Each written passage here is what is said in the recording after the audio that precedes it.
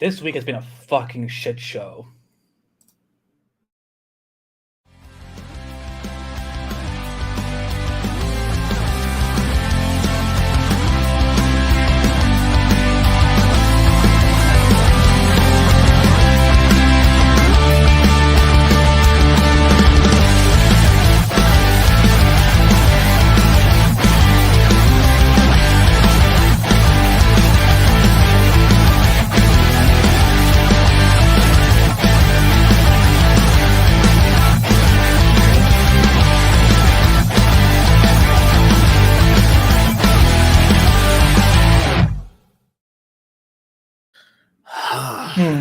Hi, everybody. Welcome to Endless Multiverse, episode 39.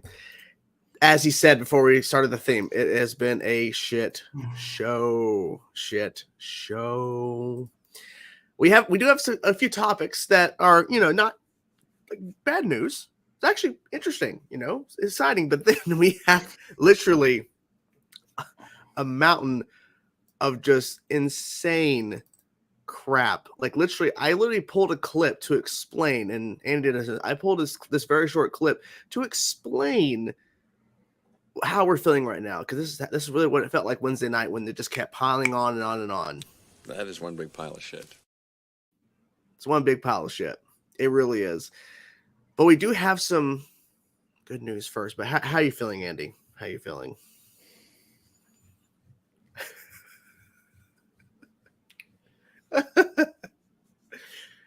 Be honest.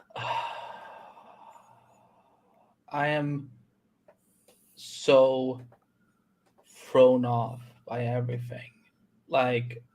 Yeah. I thought we couldn't get any lower than we already had this year. And then Wednesday happened. Yeah. Wednesday happened, literally. But before we get to that, guys, we have to start off on a right note.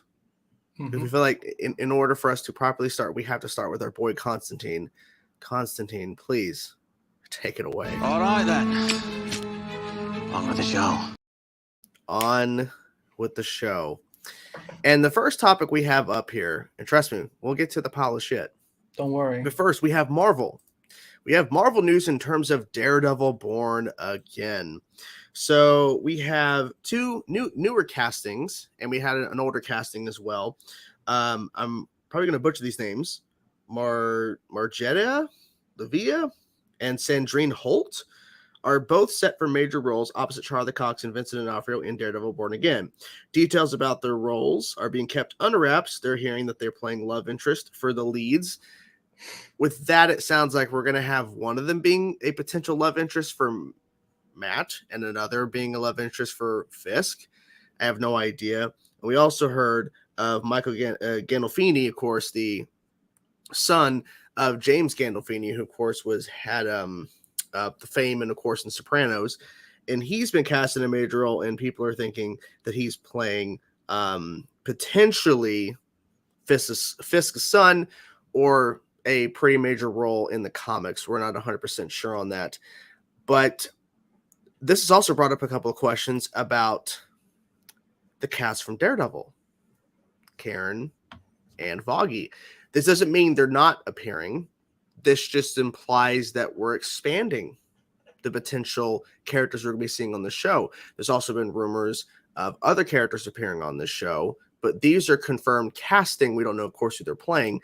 But how do you feel about this news? And do you think this could affect potentially Karen and Foggy returning with those cast members, or do you think they're going in a different direction with who we're focusing on in this show? Well, again, because until we're told otherwise, like I'm looking at this as like not a full-on sequel to Daredevil and Netflix's Daredevil, but like a semi-sequel where like, what has happened in those 3 seasons, we're not like retconning them, but like we don't have to reference them either. They're going forward with the story. So, because it's been now a couple of years since season 3 of there, because we're technically in the MCU, we're now in the year 2025. Something, yeah, 2020. What was it? Was it 2020? 5 or 6? Yeah, because they've jumped ahead a little bit because the 5-year Yeah. time jump. Yeah. Yeah, so who knows? Maybe Karen and Foggy don't work with. I feel Foggy is going to be there because Foggy is such a crucial part of Daredevil's mythology, like in Yep. comics, you name it. So I think it's just a matter of like they haven't maybe signed him yet, or maybe they aren't working together right now. But like it's just kind of he might say, yeah, me and Foggy we had a falling out, and right now we're not speaking or Mhm. something. I hadn't seen the idea about him maybe playing Kingpin's son, which because I know he was in the Spider-Man cartoon. It's not Alice or Smythe, it's someone else. I forget the name, but Is it Richard Wilson? Richard Fisk? Let's see. Richard. that sounds right. But I mean, I thought that was interesting that they pointed that out. That's his son. Yeah, that's Richard Fisk. Yeah. Yeah, that's interesting that they pointed that out, like that potentially who he could be playing. But then again, rumors. So Funny enough, it is like he has only been in the Spider-Man anime series, and then he appeared in Spider-Man Into the Spider-Verse. So he's not someone they use a lot. So maybe this could be a way to like reinvent the character a little bit. it's not a bad idea. I mean, Let me look at that picture again because he even. I could kind of see him look like Vincent D'Onofrio a little bit. Now, for example, because what could be the case is that what if one of these women are like a former love of Well Said, and he discovers like all these years later, like oh shit, I have a son. They could do that. The surprise son. Yeah.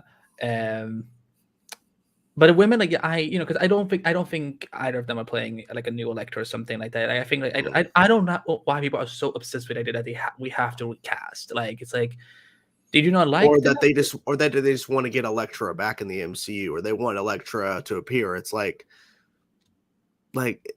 stop like trying to rush shit. Like, we'll get there you guys eventually. not like the Netflix show or whatever? Like that's what I'm confused about. I'm curious because I don't honestly know what the consensus was in terms of if people liked her or not. I mean, they used her as a part of not just Daredevil but the Defenders. So, I don't remember hearing any real backlash against the character, but yeah, I don't know. And again, I think people were just like, it's Daredevil. It's cool. It's cool. Yeah, it's cool. It's cool. It's cool, man. It's cool. Yes. Well, let's go to some DC news that I know many of us are going to be happy about because finally, positive DC news. in 2022, could you imagine? After Andy had to debunk not one but two fucking false rumors, y'all. This weekend, y'all better not stir some shit up. I want to sleep. I don't have time to email people on my weekends. But we finally have a date for The Flash Season 9, which will premiere on Wednesday, February 8th at 8/7 Central on the CW, followed by Chainsaw Reacts on YouTube.com. When do you usually drop your reactions for Flash? Like 10? Same day. Yeah. 10 o'clock, 11 o'clock? Yeah, around there. I try. But we also have a synopsis for The Flash's final season that was released by the CW. Official, by the way. After defeating the Reverse Flash once and for all, the 9th season of The Flash picks up 1 week later following their epic battle, and Barry Allen and Iris West Allen are reconnecting and growing closer than ever before. But with a deadly group of rogues descending on Central City, led by a powerful new threat, The Flash and his team, Keelan Snow, Meta Empath Cecil Horton, the light-powered Meta Allegra Garcia, brilliant tech nerd Chester P. Rung, and reformed cryogenics thief Mark Blaine must once again defy impossible odds to save the day. But as the rogues are defeated, a deadly new adversary rises to challenge Barry Allen's heroic legacy. And in their greatest battle yet, Barry and Team Flash will be pushed to their limit in order to save Central City one last time. It's only been a fucking week? Apparently, there's no time wasting. Apparently. Well, I mean, okay, that was not a negative side. That was just like I'm like. Well, usually they give it a couple of months, and when but I don't know. But it's like the show's been off the air for almost a year now. Yeah. You're telling me that we're like, why are we still stuck on? The thing is, they could maybe do time jumps like later in the season, something like that. Yeah. Like kind of remember in 601, like we opened in like the seconds after the season 5 finale, and then like 2 months later or something like that. Yeah, so literally, that episode 1 could be the week later, and then we jump into a couple months later in episode 2.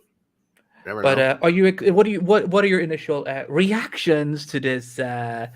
Reaction to your you're doing the thumbnail. Your reactions to the season 9 synopsis. Thank you for the super chat, Webhead, and the fever. That's a good point. We do have to get to where Nora dies in the flashback when Barry's young, so we got to get to there at some point. That'd probably be the finale. So reaction. So my reaction is, first of all, interesting. So I want to pick apart a little bit about this, the actual synopsis. So it says, when a deadly group of rogues descend on such a city led by a powerful new threat. But then later on it says, but as the rogues are defeated, a deadly new adversary arises to challenge Barry. So it's two different things that are essentially leading the rogues, and there's another thing that's rising up. I think like 2 graphic novels, essentially. But see, people were theorizing that Red Death was the one bringing forth all of these, Blue Death was bringing forth all of these rogues. I don't think that's the case. I feel like Blue Death, played by myself, is going to be like this, like I said, the second graphic novel. So it's not tied into the rogues, which that was kind of theorized. Like, okay, so we have a new Captain Boomerang, and whoever else they're showing. They're saying rogues. They're saying multiple characters. So I don't know. Maybe it is tied. Maybe the second adversary they're talking about is somebody we don't even know that's there. Because Red Death could be Blue Death, could be the first like arc in terms of the rogues, and then afterwards it's something else. Yeah, like I think I doubt. I was never uncertain that Eric was gonna do only one graphic novel. I always felt like he will do at least 2. But I like this. I think it's. I mean, first of all, I was laughing a little bit on the part like, wait a minute, I thought Steel was now a telekinetic. Like, what do you mean meta empath? Like, you know what? But here's the thing: the people who usually write some of these things at the CW, they sometimes they barely even watch a show or like keep up what's going on. So they're probably just like using like reuse information. They're just hired to write stuff that goes out publicly. You know, that they're not there to know every single detail. But no, but I think it sounds like an intriguing season. You know, I love the rogues. I want to see them coming back. And I think that whoever Javicia Leslie is playing, whoever Javicia is playing, guys. I think that it will be fun to see what they do with the rogues. Yeah, cheers. Oh, the red. It's red. Dude, that's fucking orange. No, it's red. It might be the coloring of the the fuck do you mean it's red? It doesn't look like red at all. This is why you red. need a ring light. This is red. Okay, boy. Okay. It looks delicious though. But I think it sounds like, like, listen, like final seasons of any TV show, they are hard to top, but like, I think they're gonna do the best they can under these circumstances. With 13 episodes, with the new Warner Bros. Regime and so on. But I think that they're gonna do as much as they can, and I hope that people will get to see. Everyone in the chat is saying it's orange. I'm not seeing anything in the chat. Oh, hold on, wait, because I'm looking on YouTube. Like, it's coming. It's coming. The orange death. It's orange. Death. Okay, orange death. No, it's not orange though. It might be orange on your side, but trust me, it's red. Yeah. I mean, orange death. I mean, no, he's not drinking Donald Trump. But what I'm saying. Sorry, but I'm hoping. One thing I hope is that one of the rogues that is back is some variation of Captain Cold. Like, I feel like you can't do anything with the rogues without Leonard, and it kind of would be fun. Would you be fine with a recast, or do you want it to be? See, here's the thing. I don't think, because people have been saying for years that they think Wentworth doesn't want to do anymore. Because he did voice Crisis, and the thing is, like, because I think one of the reasons he left was because of some of the problematic people that were on the show, and now they're gone. So I think he might come back. Maybe, like, again, it would have to be like a new multiverse version of Captain Cold, or it could be like an alternate timeline or something like that. But like he is someone I would really love to see come back. But like it's definitely that new adversary is we will. I hope we get to find out soon who that 'Cause is. I think it's different than Death. It's obvious. This sounds like two different graphic novels. Yeah, Like, it sounds like we don't know because they're shooting past. Javicia is now done. She's confirmed that she's out of yeah, Vancouver. Daniel So- Patrick just started pre-production on episode 9 yesterday.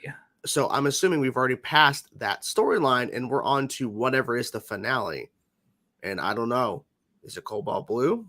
Is it Reverse Flash again? I mean, we got to you can't finish the show and not jump back to the death of Nora Allen, because we haven't seen our Barry become the Flash that goes back in time and chases Reverse Flash. We still have yet to see that.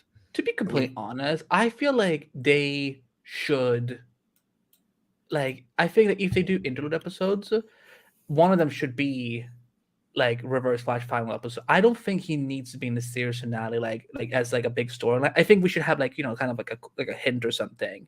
But okay, I'm gonna answer this quickly. No, wait, hold on. That was the wrong one. Sorry. You need to remember that this was pre-Crisis. Yeah, Crisis changed things. Yeah, so it's like it's probably not completely wrong. It's just not consistent. Yeah, that was just a little tip of the cap. That was a little hint. Yeah, it's an Easter egg, but also it's like that was under Todd Helbing's running the show. Lloyd. Okay, so we do have to jump to other topics. We have a lot to DC. We have a lot of topics. But to quickly say, the timeline is gone. There's certain things that can't technically be. You can't change that Nora didn't die that night. I'm sorry, because Barry would not be the Flash, and he would remember differently what happened to his mom. So I think there's certain things that are fixed in the timeline that is shifted. That is the same, because think about this. People mention how Oliver recreated the multiverse. It's pretty obvious that Oliver did what he could, but there's certain things he couldn't change, and he couldn't change Nora's death. He couldn't do it. So it's left as is.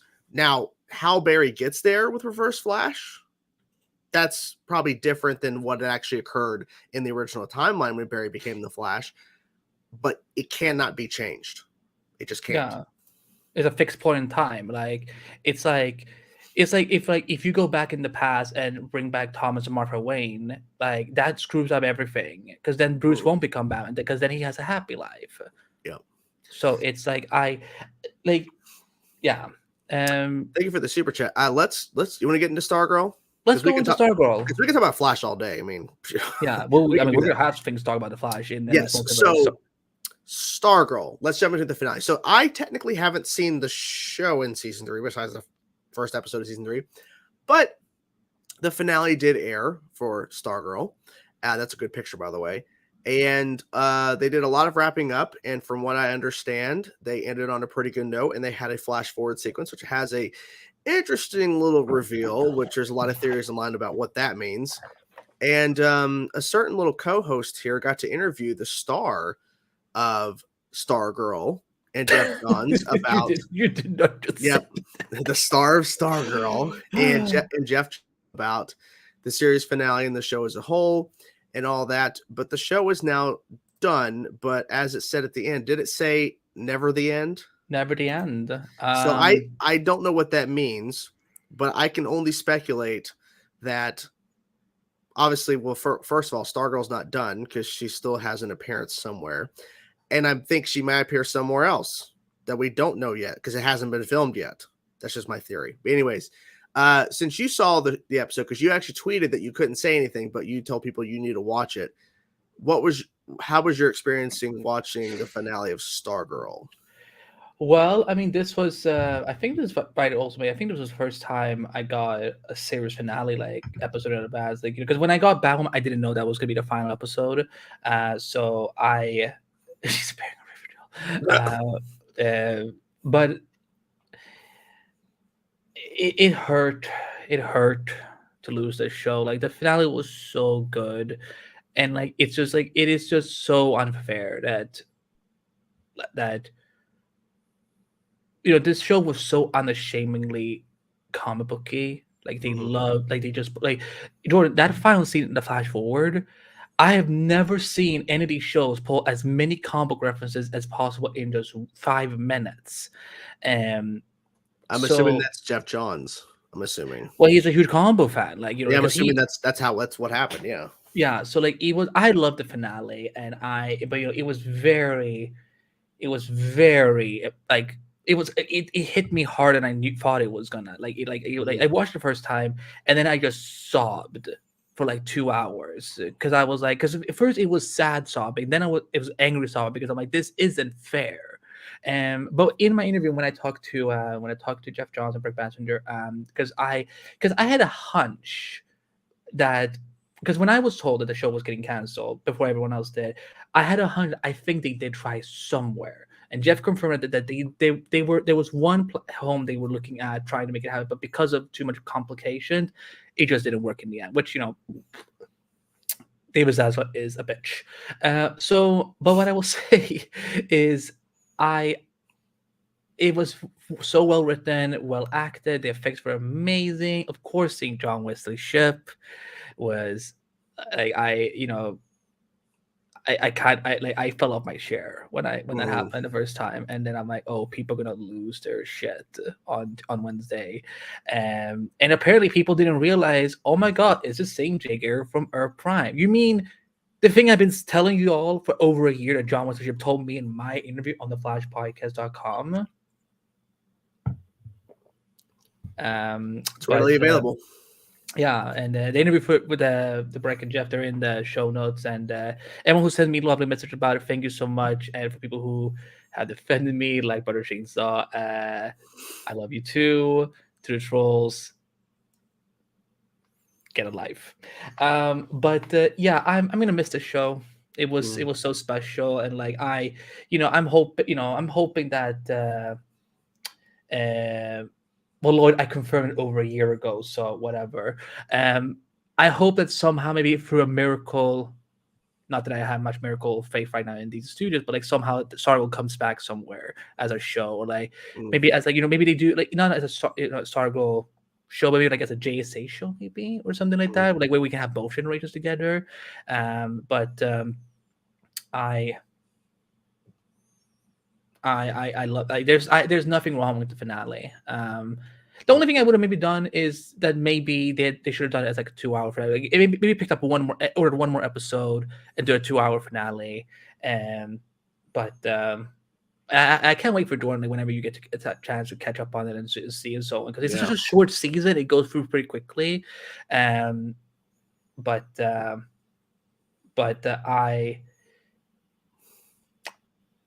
it was great, and I'm tired of this year. Real fast. Thank you for the super chat, Naruto. Thank you, Naruto. That's a Doom Patrol. I'm assuming this season, if I'm guessing. Yeah. Wait, I'm trying to remember how many episodes has aired so far. Wait, it premiered yesterday, so okay. The first 2 episodes they're really good together. I think it's like, even though I don't think it's intended to be a 2-part premiere, it's a good it is a good 2-part premiere. I feel like there's gonna be some shakeups this season. But Doom Patrol continues to always be like excellent. Like my one of my friends, he actually did effects for the Flash, Armin Kevorkian, and Encore. They do Doom Patrol. So I'm like, when I got the screener, I was like, bro, I'm watching these butts. Holy fuck, this is hilarious. This is so good. But Doom Patrol is good so far. I wish Jordan would get into it, but he has so many other shows to watch. Yeah. But I really enjoyed it. It was super from Amazing Webhead. Thank you so much. Thank you. Things I want, but most likely won't happen. Proper Rogues with Cold, one more Grodd episode, Zoom return, wrap up Universe nicely, and Stargirl showing up. Well, I mean, Rogues with Cold, he said maybe one more episode of Grodd. I think that is I don't know if it's likely, but it's possible. I don't think Grodd. I think he's too expensive at this point where they are. Zoom returning. I mean, Teddy Sears openly said he wants to come back. Wrapping up the Universe nicely. I mean, and Stargirl showing up, that was my kind of theory that's potential. It's possible. I don't fucking know. We know one thing that's coming up. that they're not confirming, even though we know they're doing it. It's already been shot. But regardless, thank you for the super chat. Before we dive into the DC thing, guys, we have a like goal of 40 likes on the stream. If you guys like up the stream, be appreciative, because we're about to dive into the DC shit. You guys are here.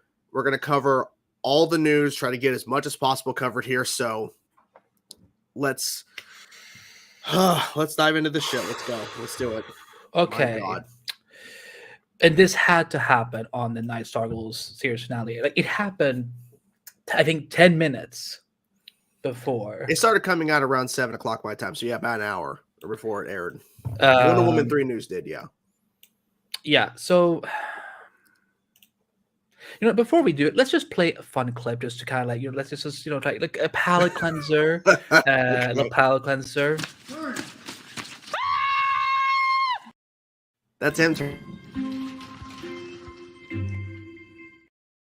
One more. Wow, you have seriously leveled up. Actually, I lied. One more, actually. Hold on.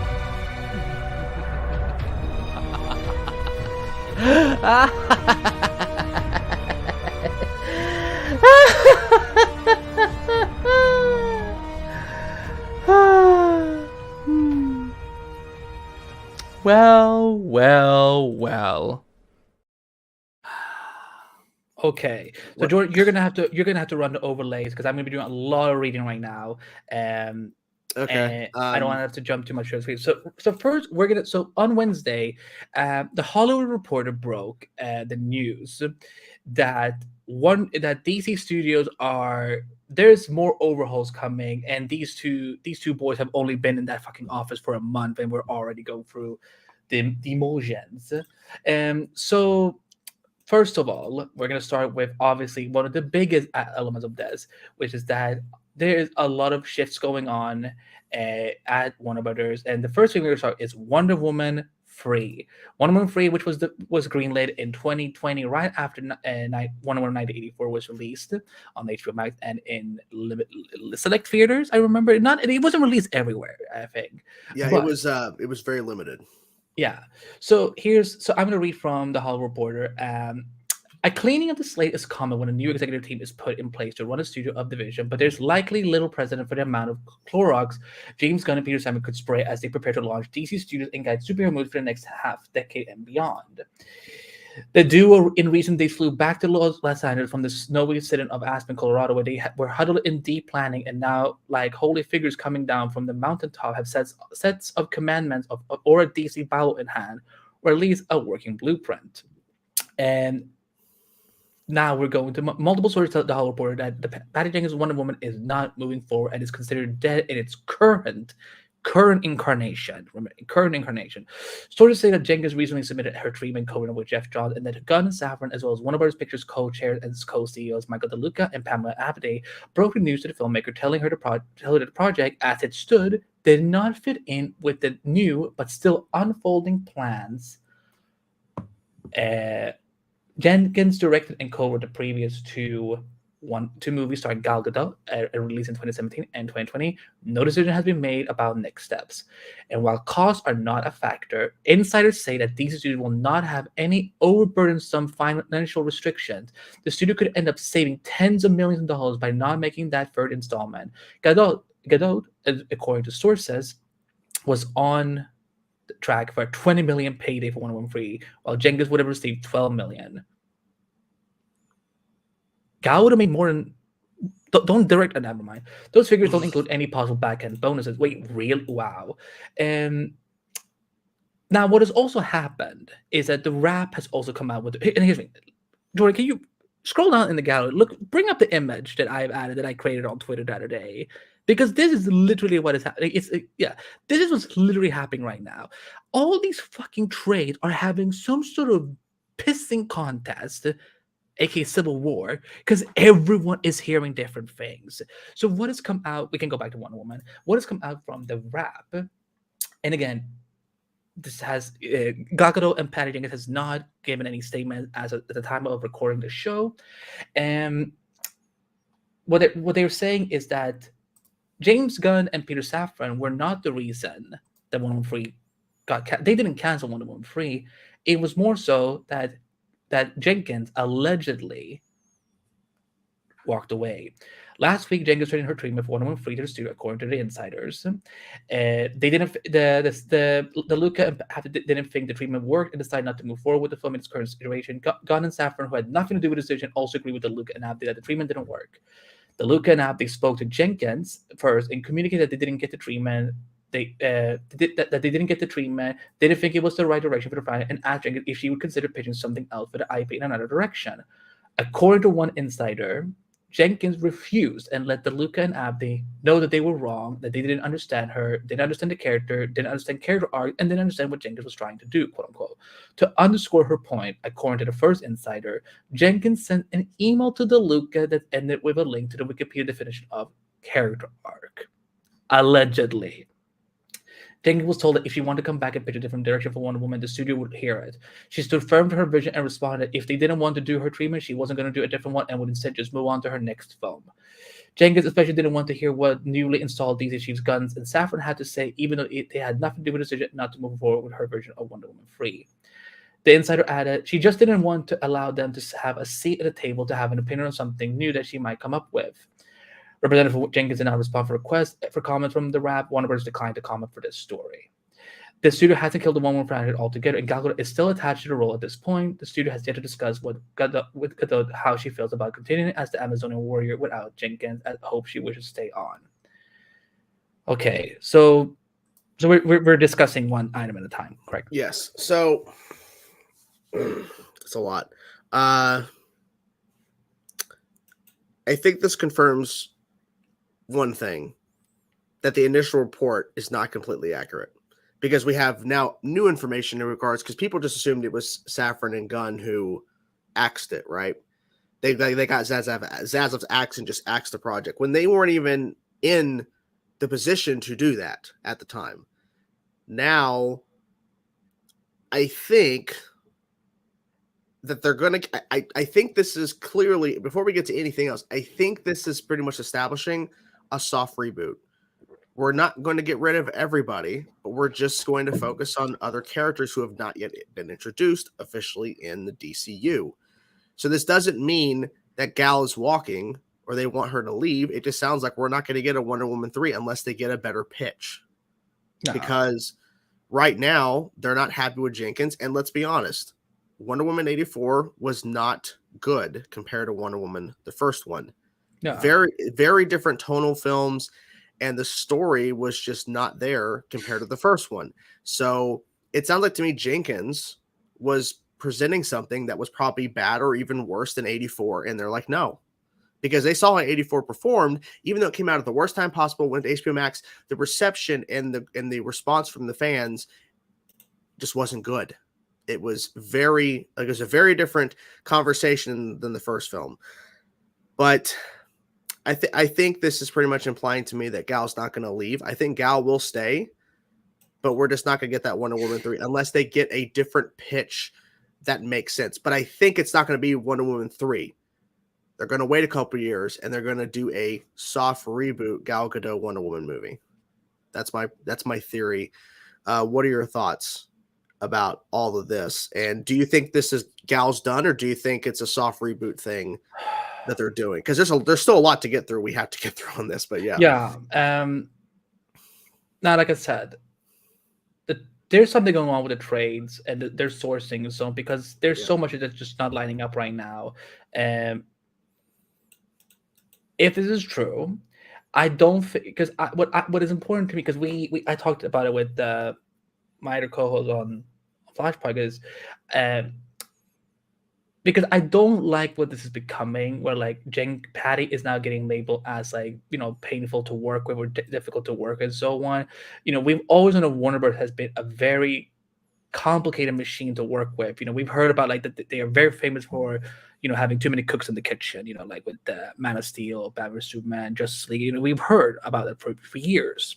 Like when I met Patty Jenkins in 2016, I went to an Edit Bay visit in London. Edit Bay visit, for those who don't know, that's basically where they're editing the film and completing the picture and so on. So it wasn't like a set visit. It was like we were like basically in a studio, and we got to talk. We got to see a couple scenes from the movie, and then talk to Patty about it.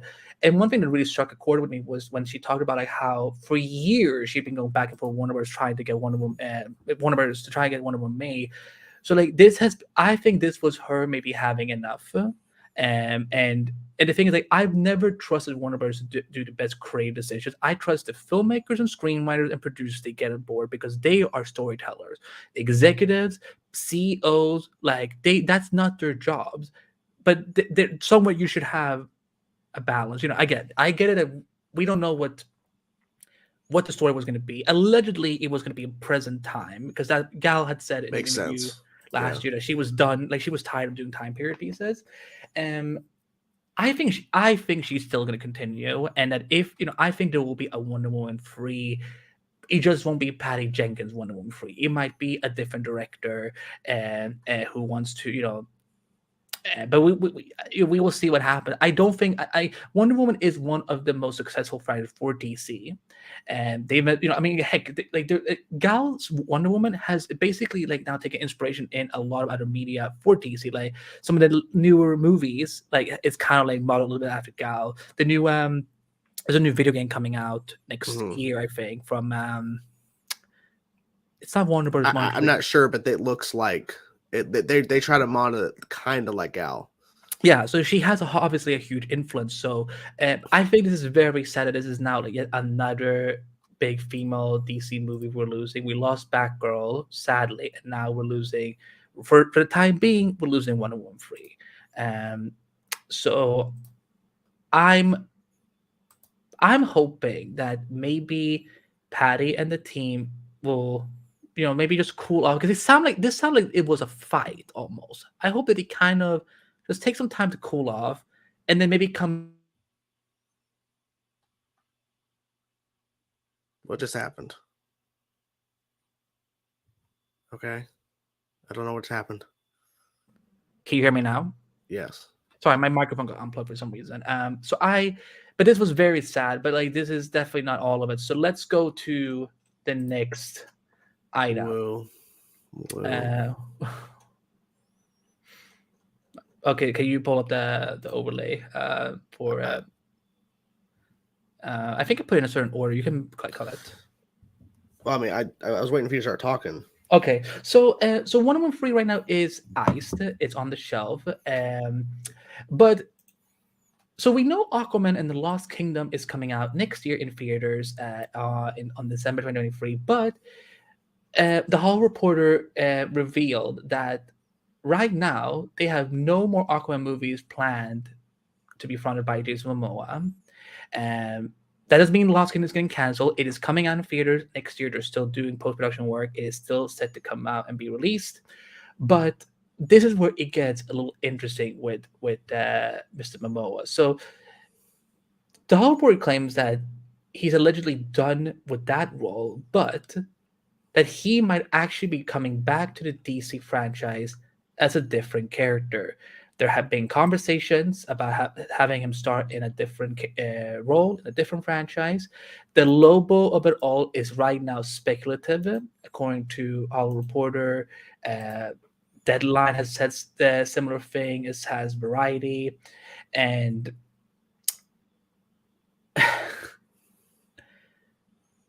yeah, Jordan, I what the fuck? I'm out of drink. I have no more drink. So I think once again, this is a situation to where they're going to be focusing on other characters, and they're not going to make another Aquaman movie. It doesn't mean Jason Momoa is done forever, but that there's just no plans for a third. Because James Wan's moving on to another studio. He's signed on to what, Paramount or something? Like he's jumping to another studio. And so it makes sense that maybe there is just no plans for a third, because look who we saw. Patty Jenkins directed Wonder Woman 1 and 2. She was, of course, the choice to do 3, and that was the whole thing. they probably thought James Wan was going to do a trilogy of Aquaman movies. Well, since it seems he's jumping to another studio, maybe he said he wasn't going to do a third one. But the Lobo thing, we were on the phone and you had brought this up, and I didn't think about this. Lobo could be a Elseworlds thing, but it would still be jarring to fans if he shows up in Aquaman: The Lost Kingdom next year, and then say in 2025 he plays Lobo in an Elseworlds thing, but he's playing Lobo. People are like, wait, I thought he was Aquaman. So it would be very jarring. And if it's a reboot completely and he plays Lobo in the reboot, it would be jarring to people. Like, wait a minute. Like, why is he playing Lobo? He was Aquaman 2 years ago, hypothetically, if they moved that fast. So I don't know. I feel like there's less information about this, obviously, than Wonder Woman 3, because, of course, more information came out. Because I feel like that was a major shift in production and what they wanted to do, because Aquaman 2, like, that's done. They're not going to scrap that movie. But Wonder Woman 3, I mean, we had heard about that since the Monday after Wonder Woman 84 came out on HBO Max in theaters. They announced it immediately. They were doing Wonder Woman 3. So, yeah, I mean, do you think he's going to play Lobo? Just because of the way he's been talking about it, because he's not saying anything, but he's still saying something when he's been asked about it. Like, it is one of his favorite characters, and everyone has always pointed that he looks more like Lobo than Aquaman. But whatever. I would be fine if he wanted to play Aquaman. I mean, in Lobo in an Elseworlds project. I think that makes more sense. But if we're rebooting the whole universe, and we're gonna have a big discussion about the whole reboot thing. If they're rebooting, I think Jordan is spot on. You cannot expect people to see him as Lobo and not be thrown off by it a little bit. Like, and I honestly, if I had to choose for him, like, what character to keep playing, I would tell him to keep playing Aquaman, because, like, if this next movie makes another $1 billion and he goes, nah, I want to do Lobo now. Like, Lobo is so unrecognizable. He has not been built properly yet in media to have, like, Deadpool had already, because I think they were trying to make a Lobo their Deadpool, and it's not gonna work. Yeah, because first of all, Ryan Reynolds and Jason Momoa, like, they're both very famous and have a huge following, but, like, Ryan Reynolds is, like, a kind of higher level, and Deadpool has also been, because Marvel satirized Deadpool so much, that's why more general audience would go see that film. So yeah, and, like, but here's the thing: if it's Jason's choice to be like, I don't want to do Aquaman anymore, but I would love to play Lobo, then of course I'm happy for him. Whatever, hopefully he has a blast, and I hope it works out. But if this is James and Peter's decision, if this is something that they like, we don't want you to be Aquaman anymore, I think it's a very bad mistake, because he's been one of the functioning parts of the DCU, and also, like, someone who's made Aquaman, like, mainstream in media and so on. Because, like, listen, I love Alan Richardson, I love them Momoa, but, like, Jason Momoa is what put Aquaman on the map. So this is really strange to me if this is what they're doing. I'm fine if it's like he wants to do it like in a Elseworlds movie, and then he keeps playing Aquaman. So, but moving on to the next.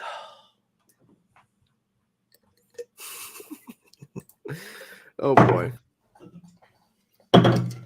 If you think I'm gonna go through with this shit without caffeine, you were wrong. Don't forget to like and subscribe and support with super chats.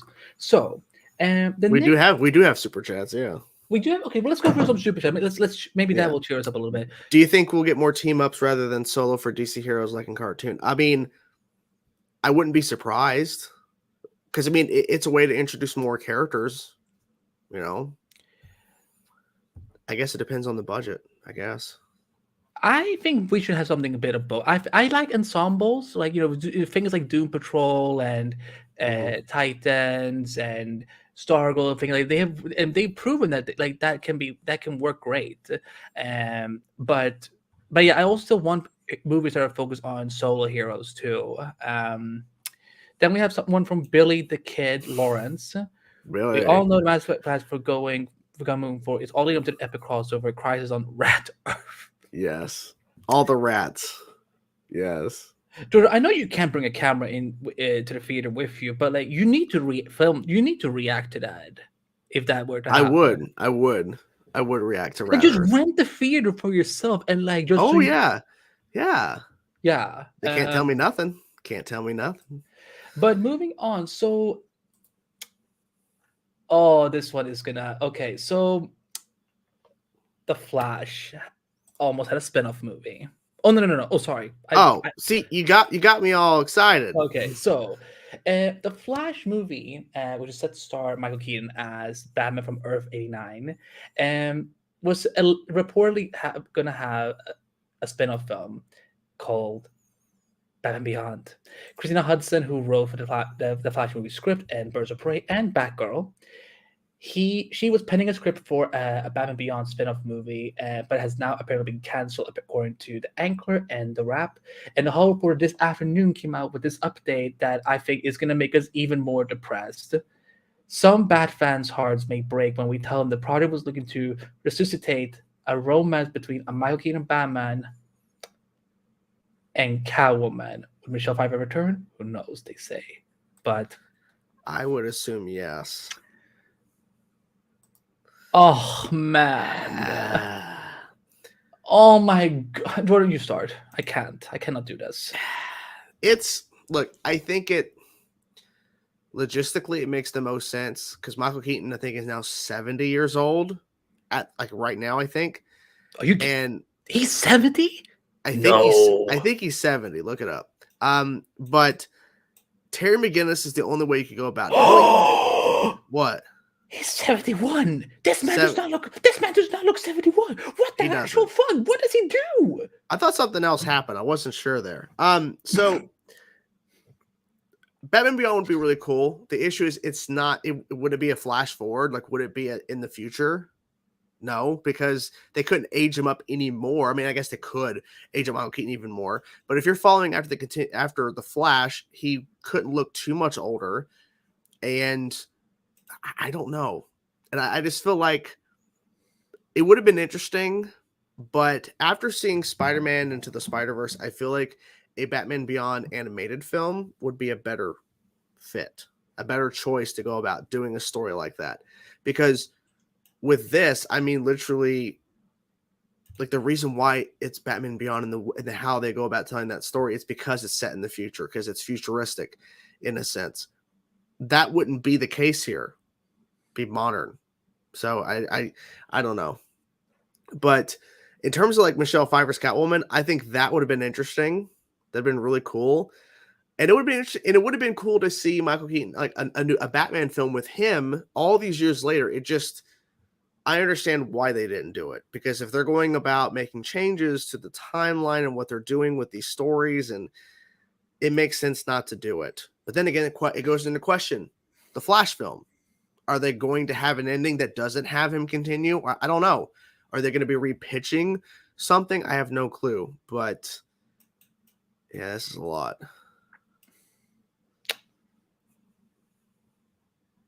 You know how long I've been waiting for Batman Beyond? It's been a while. Like, I fucking love Terry McGinnis. Like, and you know what's so sad? Just a week ago, the directors of Batgirl said they would love to have done a Batman Beyond movie. Could you imagine? This would have been like a way to kind of, for Warner to redeem it a little bit. Like, they get to do Batman Beyond, work with Keaton again. I hate life. Thank you, Maze Wimphead. I mean, this is like, because on the serious note, because like I actually I was sobbing this morning, like, because I would, because if you look in the video description, you will see link articles to what I have written related to these stories. It's been like, and I was like, I am a DC kid at heart, and it burns my soul that all of this is happening in the same year. CW got bought up. Warner Bros. Is doing all of this. It's like, because he's Batman. But I hope so too. Let's hope. Yeah, they would be so good as Supergirl and Batgirl together. But is it a bird? Is it a plane? It's Man of Steel 2 drama, because here we go.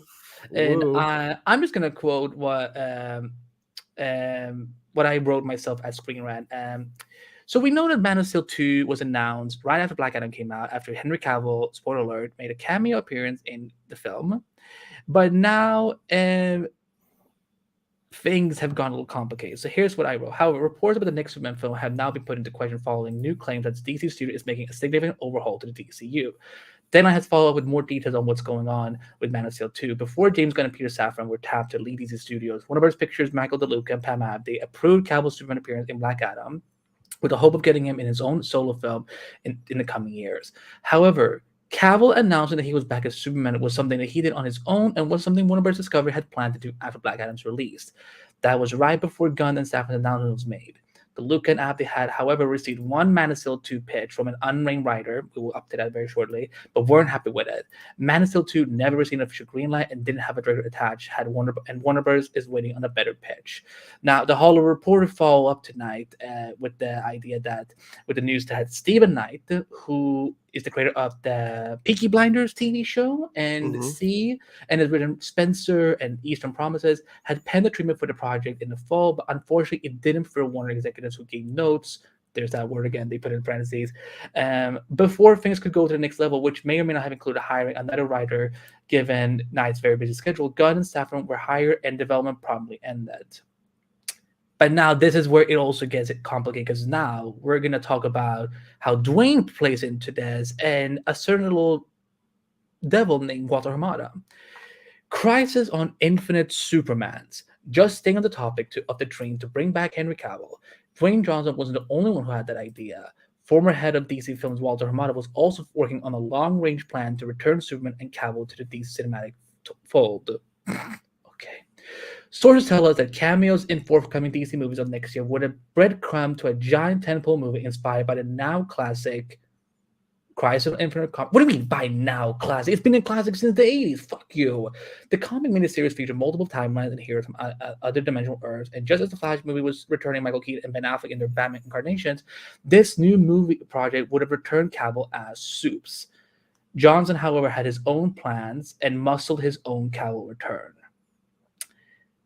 Now let's take a pause here and talk about this.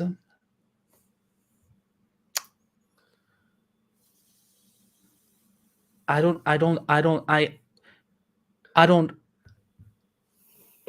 talk. I don't know what to say anymore. I'm speechless.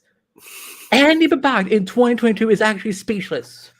So, as Fernando put in the chat, I'll find his message because I thought it was really funny.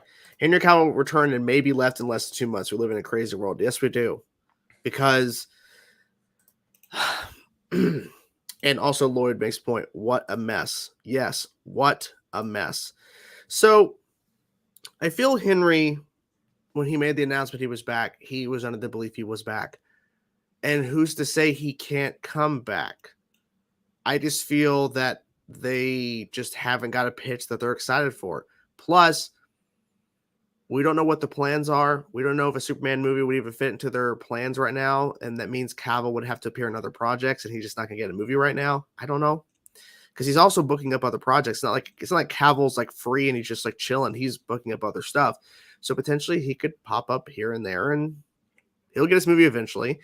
But the whole thing about Crisis on Infinite Supermans or whatever. So this idea of like doing this long game of bringing back Cavill, I feel like I think it would have been really ridiculous and over the top to do this big crazy Crisis film, because it was not like the Arrowverse where you had a lot of build up over years with all these shows to lead into Crisis. Finally, you literally have had films that have been successful, have been middle of the road, and there's no real continuity in terms of like they're trying to tell a cohesive narrative following all the films. Like it's all over the place. And to do a big Crisis film would have been ridiculous. And I feel like that would have been a really stupid way to bring back Cavill, because you could have had him for years popping up, but you didn't. You didn't have him. So this whole idea of a long-term plan, it sounds like either it's half truth or literally they try to make it seem like they had a plan, but Dwayne "The Rock" Johnson is the villain here. Because if they really wanted to use Cavill, they could have been using him for the last number of years. He could have appeared in Shazam. He could have appeared in I don't know. They could have had some sort of post-credit scene in Wonder Woman 84 where we jump ahead to present time and there's Cavill. They could have done something. They could have found a way to incorporate him a couple of times if they really were truly building up to a crisis film. But no, they weren't doing that. Like, Cavill was missing for years. His last official appearance was what? The theatrical cut of Justice League before the Snyder cut? And ever since then, it was like, well, he was supposed to, but he's not, blah, blah, blah. And so, I don't know. This seems a little ridiculous to me. Oh my God. It's bad when Annalise speechless. Yeah. It's a lot to take in. It's pretty much what it is. I think it's so cute that I think it's so cute that someone in the trade world, you know what? Fuck this. Okay. It is so adorable that Hamada's people is obviously trying to get someone in the trade world to sympathize for him. Because suddenly he's like, oh, I've been trying to get him back this entire time. But yet Dwayne kept telling how Walter kept refusing that to put Henry Cavill Superman in Black Adam. Mm-hmm. And if it's supposed to be breadcrumbs, then you would have said yes to the cameo. Exactly. But this bitch doesn't know what breadcrumbs mean because he's a fucking hypocrite and an enabler that should never been put in this position. So I don't know if he went to Paramount or whatever. So, but whoever just got him, have fun. Thank you for taking him off our hands. So I just think it's so adorable. It's so cute that now he's probably a little butthurt because Dwayne, who he's like, Dwayne Johnson is bigger than life than I ever could be. So because of my own insecurities, I'm going to try and manipulate the press by telling everyone that I actually wanted Cavill to come back. I want to do a crisis movie. And so because I watched one crossover, now I think I understand that storyline. Fuck you, Walter. Fuck you in the ass. I cannot believe that people are buying this idea. And now they're trying to villainize Dwayne. It is so dumb. It is so stupid. I cannot understand in how we as society in 2022 are falling for this. I think let's respond about Man of Steel 2. I think they were always. I think it was the right move to try and develop Man of Steel 2, but I think the problem is that because they had so many leaks. Because here's the thing: we have to remember, Man of Steel 2 was never confirmed by Warner Brothers. They kept being quiet about it. They should, if they had just better security, they could have done the search for the perfect writer, the perfect pitch, whatever, and so on. And then once they had something locked in, make it happen. Yeah. But now because it was out there, it made them more vulnerable. And the idea that here's the thing, Gunn and Safran have obviously they've never said once, because when they were announced as the CEOs of these studios, they mentioned how Superman is one of the crown characters that they are they mentioned it as one of the top characters, and I think Gunn has said something about because I think they both said we haven't talked yet, but they were excited to talk and work. So obviously, I think Henry leaving The Witcher was also probably because he was probably thinking that a deal is being made, because he's not sitting in those negotiations. It's his people, his agents, managers, publicists, lawyers, and so on. They're negotiating, so he was probably under the belief that this is all going to work out. And he also probably, Jordan has talked about it. We talked about it a couple of weeks ago that he had allegedly had issues with The Witcher. The Witcher show, the direction and everything. Yeah, he was done. Yeah, so Man of Steel 2, as it stands, the way I'm understanding it from also having reported it and also just talked to some people, it sounds more like if we get a good idea, we will do it. Do not say we don't want a Man of Steel 2. It may not be called Man of Steel 2. It might be something like, no, I don't know, like Superman War World, Superman Couscous, like Couscous that I always put in after, when I can't come up with a good title. But I'll be devastated for Henry if after all of this pushback he's had to face with this studio, agreed to leave his big gig. I mean, he also probably wasn't wanted to, but again, he left a gig no matter what to make it more available for Superman. Mm-hmm. Look, even though Black Adam has been a commercial struggle, Cavill Superman cameo is the number one thing everyone is talking about and everyone is loving it. I have not seen anyone who hates it. So I hope that for their sake that they fucking work this out. And I think they will. I feel like that this is just a situation where they haven't heard a pitch that they want. And if we're discussing as we're potentially thinking it's a soft reboot thing, that whatever direction they want to go in, like whatever was pitched just doesn't fit. You know? yeah, here's what I think they should have done. They should never start searching for a writer. I think when they had hired James and Peter, they should have told them one of the things that we really want to do is develop a new Superman movie with Henry Cavill. But we wanted to wait till you came in so you can start looking for the writers that you think is right. Mm-hmm. So I think that should have been an approach. But ladies and gentlemen, we are not done. No. We have more. Let's go to the Flash movie. Woo.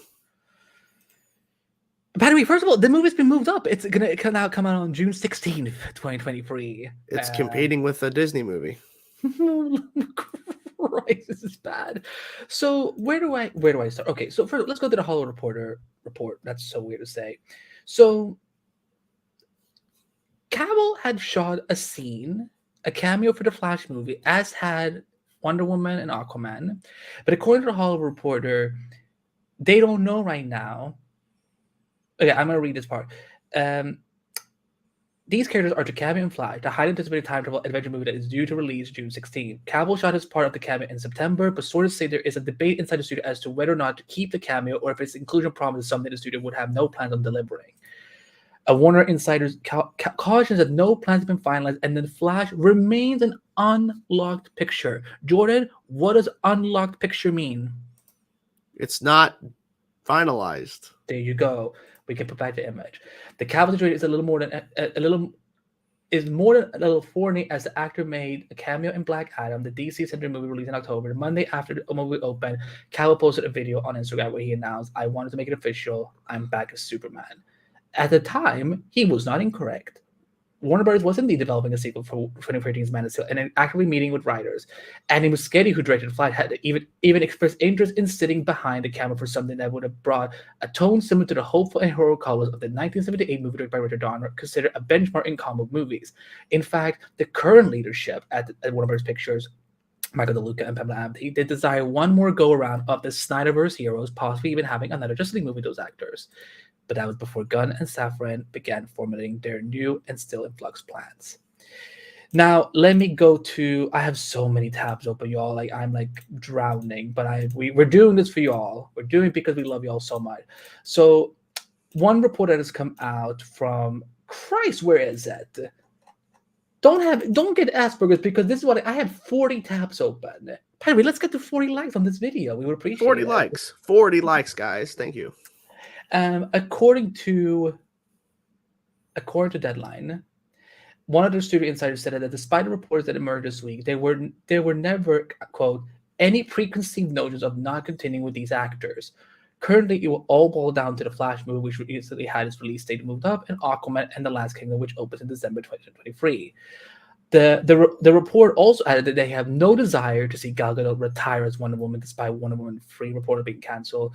Thus far, Gunn and Safran have not commented on the Justice League recasting story. Oh, the Flash movie. And they're technically not wrong, because, I mean, there hasn't really been an official comment yet. Yeah. James is kind of going,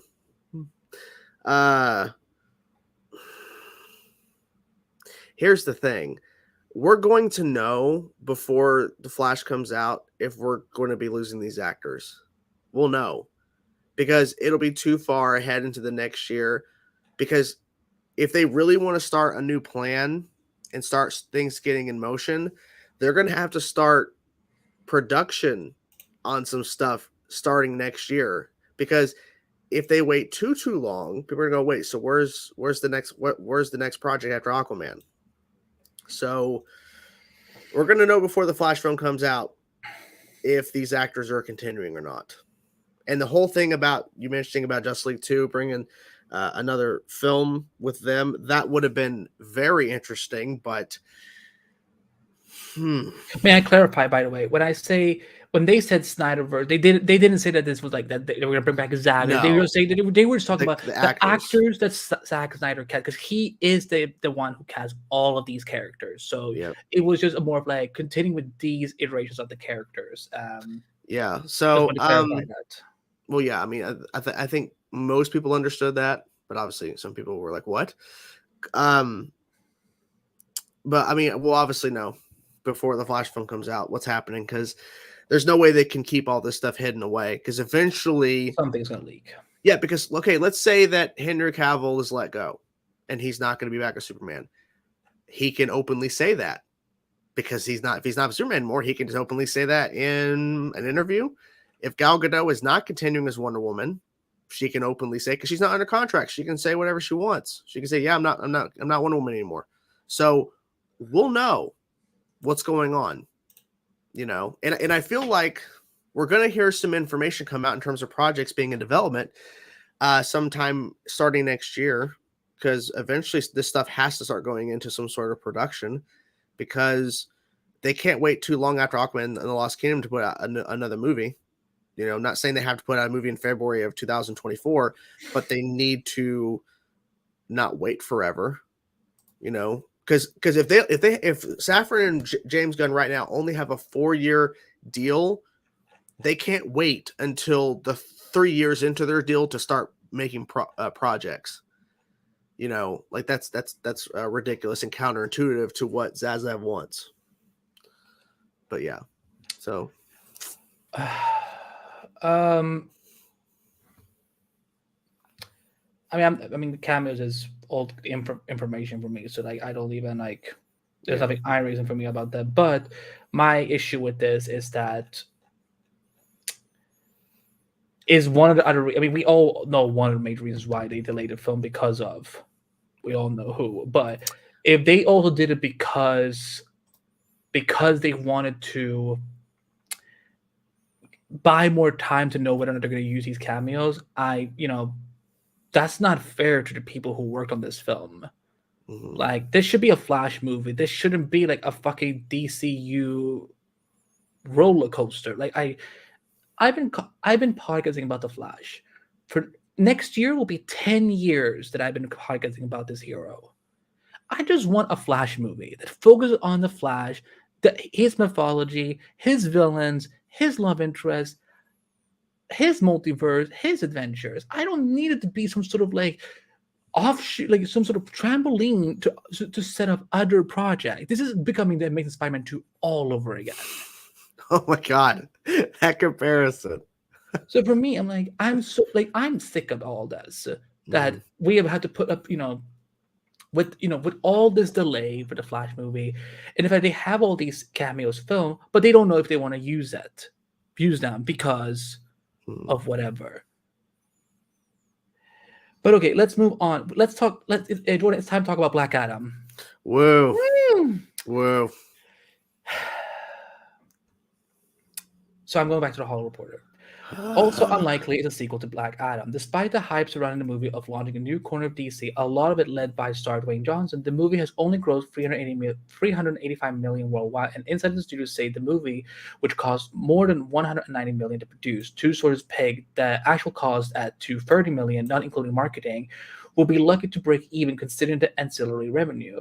Even if the movie does eke out a minimal profit, any falls inherent writing costs dim the prospect of a sequel. Johnson hoped to carve out his own piece of the DC pie, but multiple sources say his playing up of a returning Cavill and his own involvement with DC may not be endearing him to the new management. Johnson and Cavill are both managed by Danny Garcia, who's also Johnson's producing partner.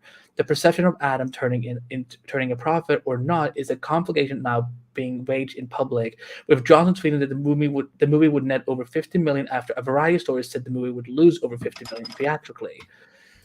Then let me go to Deadline again, because again, pull up the Civil War image again. What are they doing? I've seen better piss contests in high school than this shit. Like, I don't like. They're all what? trying to get the information, man. You know. Yeah, you can take that image. We talked about this on Wednesday, I think. Mm-hmm. Tell them exactly what you told me about your viewpoints on the financial revenue for Black Adam and the spin they kind of have right now. And it Okay. does not reflect how we feel about them. I love the movie. He liked it, I guess. I had issues with it. Yeah. Okay, so Black Adam financially. Let's look at the finances of it all. I wish I had like a board to show you all this shit. So, in a sense, when a film goes to a theater, 1/3 of that profit, 1/3 of the box office that you see that's being tallied up, that goes up, that gets updated every day, all that money globally, 1/3 of it stays at the theaters that it went to. It stays there. Also, there's certain distribution deals or certain things that have to be paid as well. But traditionally, 2/3 of the box office goes back to the studio. And you got to also think too, there are also people at studios that they get people that donate, people that they have to pay back, that people that basically lend money. But 2/3 of a box office goes back. So they're saying the Black Adam cost around 190, and now, as he read the report, over 200 million, not including marketing.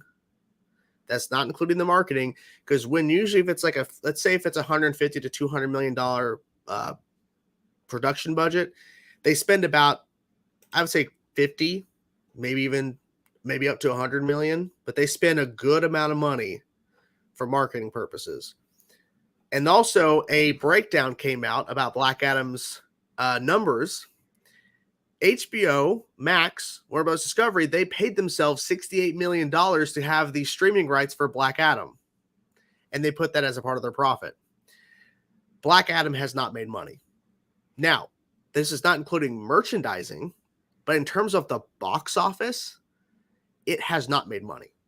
And the fact that The Rock went out there and was using what did he use, the rap? Who did he use exactly to promote that he used that line that said that the fact that he went to Deadline and was trying to hype up on a tweet that it actually made a profit? No, I'm sorry. Black Adam has not made a profit. If Black Adam would have made 500 million, 600 million, yeah, probably would have broke even, probably would have made a profit. The movie is not profitable. I'm sorry, because when you take account into the 190 million production budget report, and now they're saying in the trades it's over 200 million, not including the marketing and the fact that they don't actually see because if the theaters got nothing out of those ticket sales and everything went back to the studio, the theaters wouldn't be open.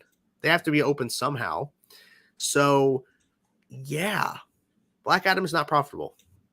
And for Dwayne "The Rock" Johnson to lie and to push this narrative that he is, because that report came out earlier that he, in fact, waited for him in finance before I start. Yeah, so that's not true.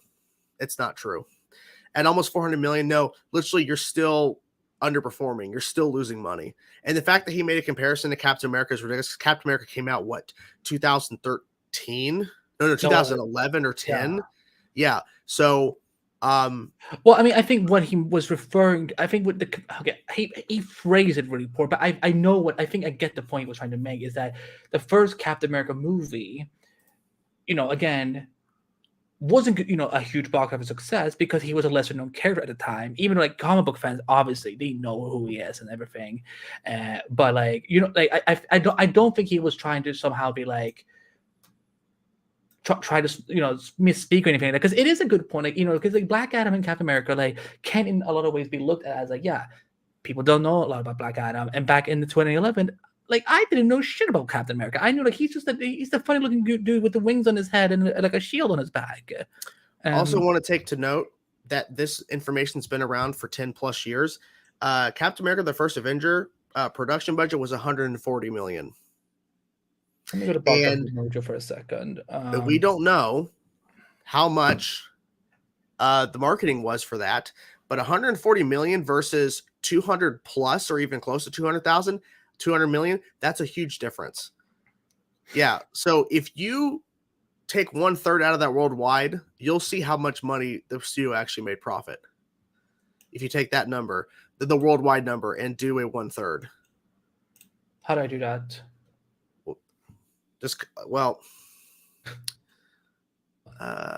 Let me actually pull up a calculator on my end. Yeah, I'm looking at. Okay, let's see today. Let's see. What is the what's the total? What's the total?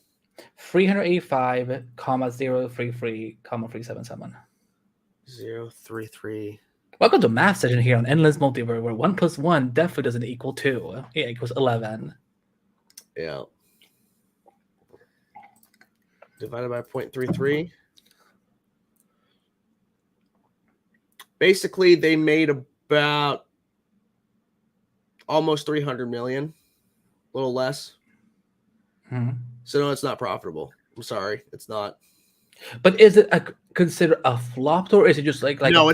A flop would mean like if they're losing 100 million or 50 to 100 million, that's definitely a flop. They're not losing that amount of money because it's just plus minus zero basically. It's like because we're also not taking into account to merchandising and also when it comes out to Blu-ray and all that, because they're theorizing it's probably going to earn up to 20 to 30 million more in its digital sales and physical sales in terms of home release. And also, like, we don't know how well merchandising, but also that's cost money to make the merchandising. So there's a lot of things in that effect as well. So at the end of the day, I think Black Adam could get a sequel, but you cannot make it at 200 or 100. No, it's gonna have, you have to break it down.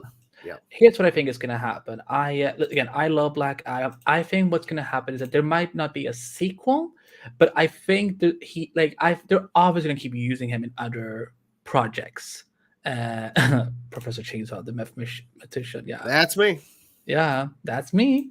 I think that again, because we'll be able to see what happens next Friday, because I don't know if it's only coming out on HBO Max in the States or all over the world. Like I would assume, I'm assuming all over, wherever it's yeah. So because I think that they definitely missed a lot into this movie, but also again, Warner Bros has never known how to market stuff. They just don't. So I think that's what, if this had been marketed right, I think this could have gone to 500 because everyone loves Dwayne, but again, it's like. And also, I think that I know there's other issues that could be looked at, but I don't know why Rock made the tweet that he did. But I think right now I think they need to stop. Everyone who's working at DC Warner Bros. Right now, they need to stop talking. Don't tweet. Don't talk. You need to work together and work all this out, and you need to find out who your leakers are. Okay, let's see. We've done. Now it's time to talk about the Batman, because the Batman also did get referenced. And so while all these other things with the DCU are being affected, the Batman 2 is reportedly safe. It's not getting affected by any of that. It's currently I'm going to bring up the quote from Hollywood Reporter. One part of the Gunn staff and agenda seems likely not to touch, at least for now, is the Matt Reeves Batman universe in which Robert Pattinson dons the cowl of the Cape Crusader. Reeves is writing the sequel to the Batman, which opened March 4th. The filmmaker is also overseeing the launch of 2 Batman series that spun out of his movie, including The Penguin, which is coming to HBO Max with Colin Farrell as Oswald Cobblepot. And that is kind of almost at the same thing that all the other trades are saying. So I'm like, well, thank God that you guys have some fucking consistency. But yeah, I mean, Jordan, this isn't too shocking, honestly. No. It's like it would have been bizarre if somehow they're like, well, we're pausing development on the Batman. Why? It was a profit. It's a great picture, by the way. Love that shot. So clean. Yeah, awesome. It's good. So this is not shocking at all. What would be shocking, like you said, is if they did mess with Matt Reeves' stuff. Matt Reeves came in with a pitch and he did not want any connection to what they were doing. And I don't think it's because he thought it was a mess. He probably maybe personally thought that, but he wanted to do his own thing. And what he's doing, he's developed his own Batman. He has a Penguin spinoff show. There's another show in development or 2 more or whatever. There's a Batman 2. Then there's potentially a third film, and maybe like I don't think this is going to happen, but Matt Reeves could hypothetically build out his own universe. I don't think that's going to happen, but I think in terms of the Gotham characters, yes. Outside of Gotham, like Metropolis or Themyscira, I don't think we're going to do that. But leave him alone. If you're going to leave Joker 2 alone, leave Matt Reeves alone, because he's already established this is not connected. And when more projects come out under the umbrella of what Matt Reeves has developed with the Batman, it doesn't need to be touched. Like, you can do your own stuff with the continuity and everything connected with James and Peter or whatever they're doing with the whole whatever they're doing.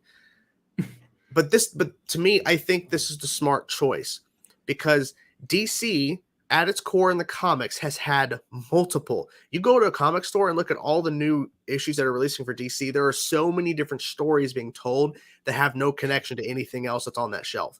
So it makes sense that DC has its own slate of projects, films, and series that are not connected to anything else. And Joker is not connected to anything else. And that's its own standalone thing as well. And then also James has said in tweets, not being specific, but there's going to be certain things like Harley Quinn and other projects that are not going to be connected to what they're doing as in terms of continuity, like shows and games and movies and all that shit. There's going to be stuff that's still going to be made that isn't connected. So it makes sense. But in terms of the Batman, it's the smartest choice. That film was so successful, and I think people appreciate how different it was tonally than what they had seen over the last number of years from DC, besides Joker. Joker was a dark film as well. So we don't need it connected.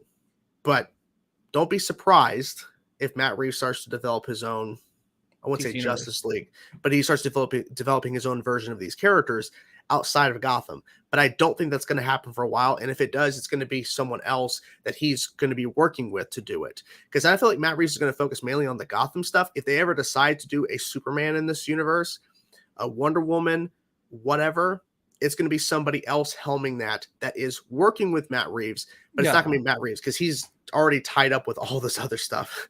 So yeah, here's the thing. I wouldn't mind if, like, because the one thing fear I had about all this was that, oh no, he's gonna do what Christopher Nolan did. Everything is super realistic. There's no superpowers. I want to see a dark, fantastical Batman universe, and I think we can do that here.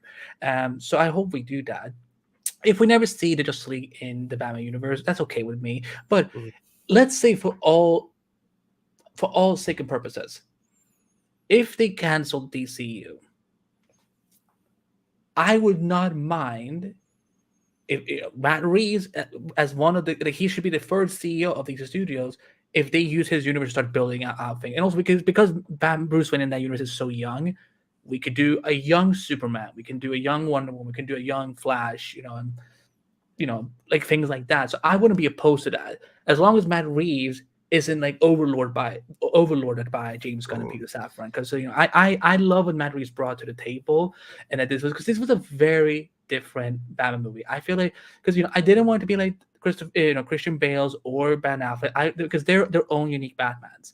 This was different and special, and for Batman, especially in 2022. So I agree with that. And I like this point here that he should stick strictly to Batman characters, not to create his own Batman cinematic, and that's exactly true. Look at the Arkham. Look at the Arkham games. Look at how much stuff they built around all those characters in Gotham over those 3 games, and also Origins, if you want to include that into the mix. They did so much. So yes, it can be done. And the fact he made the point, a young Batman. Like, realistically, Robert Pattinson could play Batman for the next 15, 20 years. Hypothetically, because we could see him progress and become the older Batman. And plus, we get to the point of a Robin. We get to the point, if they wanted to do this, a Batgirl. They could get to the point in saying, here's Kate Kane Batwoman. There's many things they could do because it's literally starting out. It's not like his Batman started out year 7 or 8 or 10 into his run. He's been doing it for 2 years or so. Like, he's just started out. So I feel like this is the smart play to let him stay away. And I get your point about if they wanted to build out, but I also think they don't have to. Like, I'm open for both options. Like, they could do that, but I'm also if Matt Reeves wants to introduce a Superman, let him do it. Don't have James and Peter come in and try to do a whole cinematic thing. Like, because I feel like he would be allowed to do that if he pitched it. Because obviously it's got to be approved by James and Peter and David Zaslav what Matt wants to do. But if Matt came with a pitch saying Batman 3, he wants to introduce Clark Kent, Superman, they're probably not going to say, no, we don't want that. Because if the Penguin is a huge success on the combined Max or whatever they're going to call it, the Discovery Plus HBO Max, if the Penguin is successful, if the Batman 2 crushes and does close or similar, even better box office wise than the Batman 1, whatever he pitches after that, they're probably not going to say no. I mean, if he has a good story idea, why would you say no to him? He's already proven it, because he's already proved it once, but he's got to have a better track record. But I mean, he's already proven it with the Apes films and all that. But I mean, in terms of what he's doing here, if he keeps hitting it out of the park, let him do what he wants. If he wants to do Superman, hypothetically, let him bring in a Superman and Batman. Yeah. Why not? Yeah, I have no problems with this part of the report. Like, this is the one thing that it seems to be consistent, and because the Batman was really, really good. I really enjoyed the Batman, and I don't want it to be messed up. So, but now, with all of this said, James Gunn has responded, and we were himself. Yeah, Jordan and we were praying that this was happen. We talked an hour before it came out on Twitter.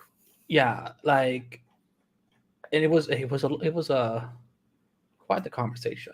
But so James Gunn came out with a thread, and let me just pull it up. Sorry, I have so many notes in front of me. Do you want to share the screen and show it? No, I got it. Okay. Okay. So, as for the story yesterday in the Hollywood Reporter, some of it is true, some of it is half true, some of it is not true, and some of it we haven't decided yet whether it is true or not. Although this first month at DC has been fruitful, building the next 10 years of story takes time, and we're still just beginning. Peter and I chose to helm DC Studios knowing we were coming into a fractious environment, both in the stories being told and in the audience itself, and there would be an unavoidable transitional period as we move into telling a cohesive story across film, television, animation, and gaming. But in the end, the drawback of that transitional period was dwarfed by the creative possibilities and the opportunity to build upon what has worked in DC so far and to help rectify what has not. We're not going to make every single person happy every step of the way, but we can promise everything we do is done in the service of the story and in the service of the DC characters we know you cherish and we have cherished our whole lives. As for more answers about the future of DCU, I will sadly have to ask you to wait. We're giving these characters in the story the time and attention they deserve, and we ourselves still have a lot more questions to ask and answer. And he attached a beautiful Justice League artwork by the amazing Alex Ross. This didn't help at all. It didn't help, but we had talked that morning. The morning these tweets came out.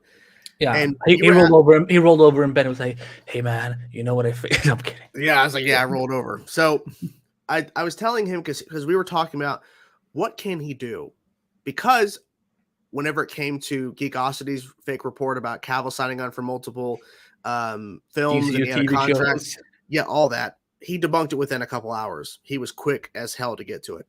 Obviously, he's busy. He was creating a goddamn roadmap. He's creating the Bible for the next 10 years for DC. He went to Colorado just to get away from everyone. He doesn't need to be. He doesn't need to be on Twitter checking constantly for bullshit scoops. And he's been answering questions from people, and he's been kind of forthcoming. Obviously, he's debunking, not confirming. That's the main thing that James has done. He's never confirmed anything. He's just debunking shit. So when this article came out and then the news just kept unfolding like wildfire, because I thought it was just Wonder Woman 3 and then the avalanche just kept falling. I mean, literally by the end of Wednesday night, it was literally that is one big pile of shit. One big pile of shit.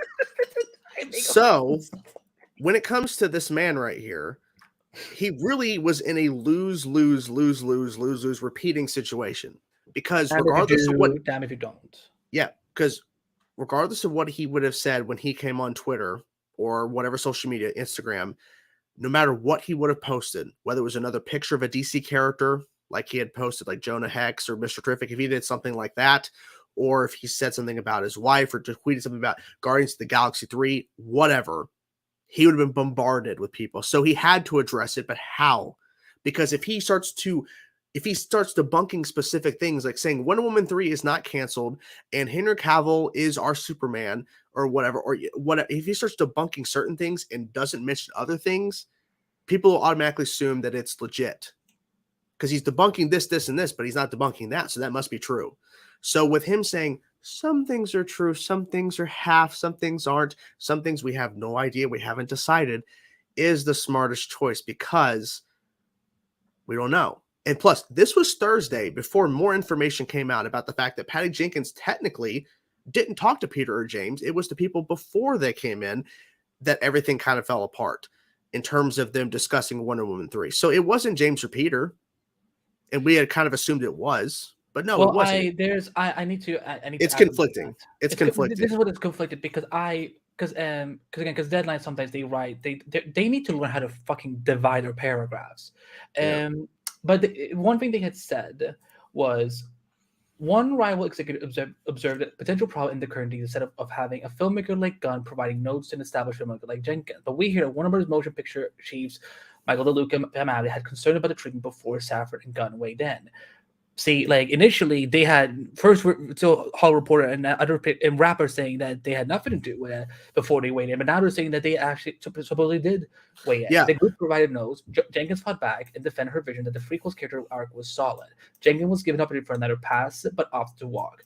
While the optics of Wonder Woman 3 not going forward in the wake of the acting of Backo provides bad optics for the studio, it was never anyone's intention to be sexist. The hope for another Wonder Woman film exists. The question is whether Gadot wants to make it sans Jenkins.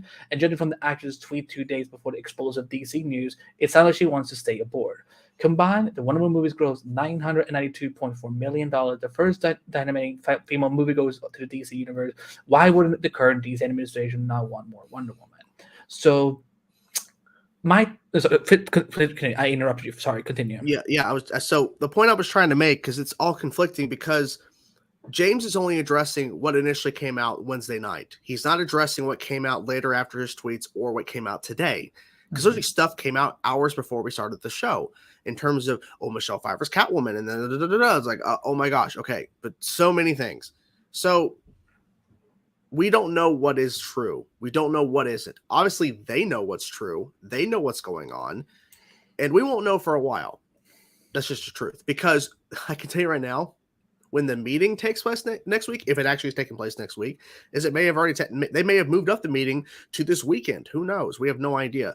But more information is going to come out about certain things, and we will only know true information if Warner Brothers makes a statement or if James comes out and says something confirming something or publicly denying something officially. But at this point, you can't really say anything because right now there's so much different information going on. As he made in this picture here, if I can find it, where's it at? Literally all these different places, Variety, The Hollywood Reporter, Deadline, The Wrap, and other places are trying to give their sources. And then when another place comes out and says something else, it's contradicting it. And that's what's been happening for the past 3 days. So James cannot do a follow-up because so much stuff's come out. At this point, just stay quiet. Because more information is to come. Because if he says something, say, tomorrow midday he says something else talking about some other things that came out, more information will come out on Monday. So it's literally, there's no winning here. The fact that he addressed the first batch of stuff is interesting, but he didn't say anything. But also, if you look at that thread, it kind of implies that they're not rebooting completely. And let's get to that part of the discussion because this was something Jordan and I talked at length at we call each other pretty much every day, but none of this to me, because even the whole report, even Deadline has said that there's no intention right now, if this is true, to recast. Maybe with the exception of the Flash, we'll see. But I think a reboot, because I said this recently, even though the DCU has had issues, they've had a lot of successes too. This is not a franchise that I think needs rebooting. I think it needs refocus. What has you know what? Again, I will pull up the tweet that he said, because there was one thing that he said that I felt was like kind of like the one time where he and I actually agreed on something.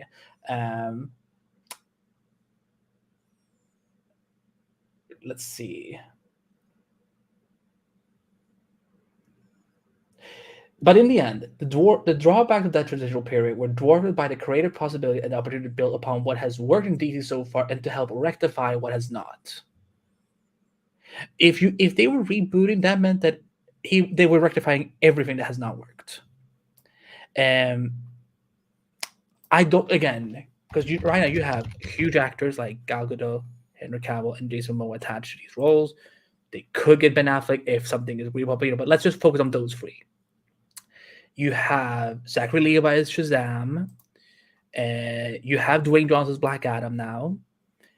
Like, even if they're not $1 billion winners, these are profitable characters and profitable franchises that just hasn't had a foundation properly. They've had a foundation, but they haven't had their own lightning rod, so to speak. If I can use a term from The Flash. There we go. Yeah, because I think it's very important to read exactly his words. Yeah.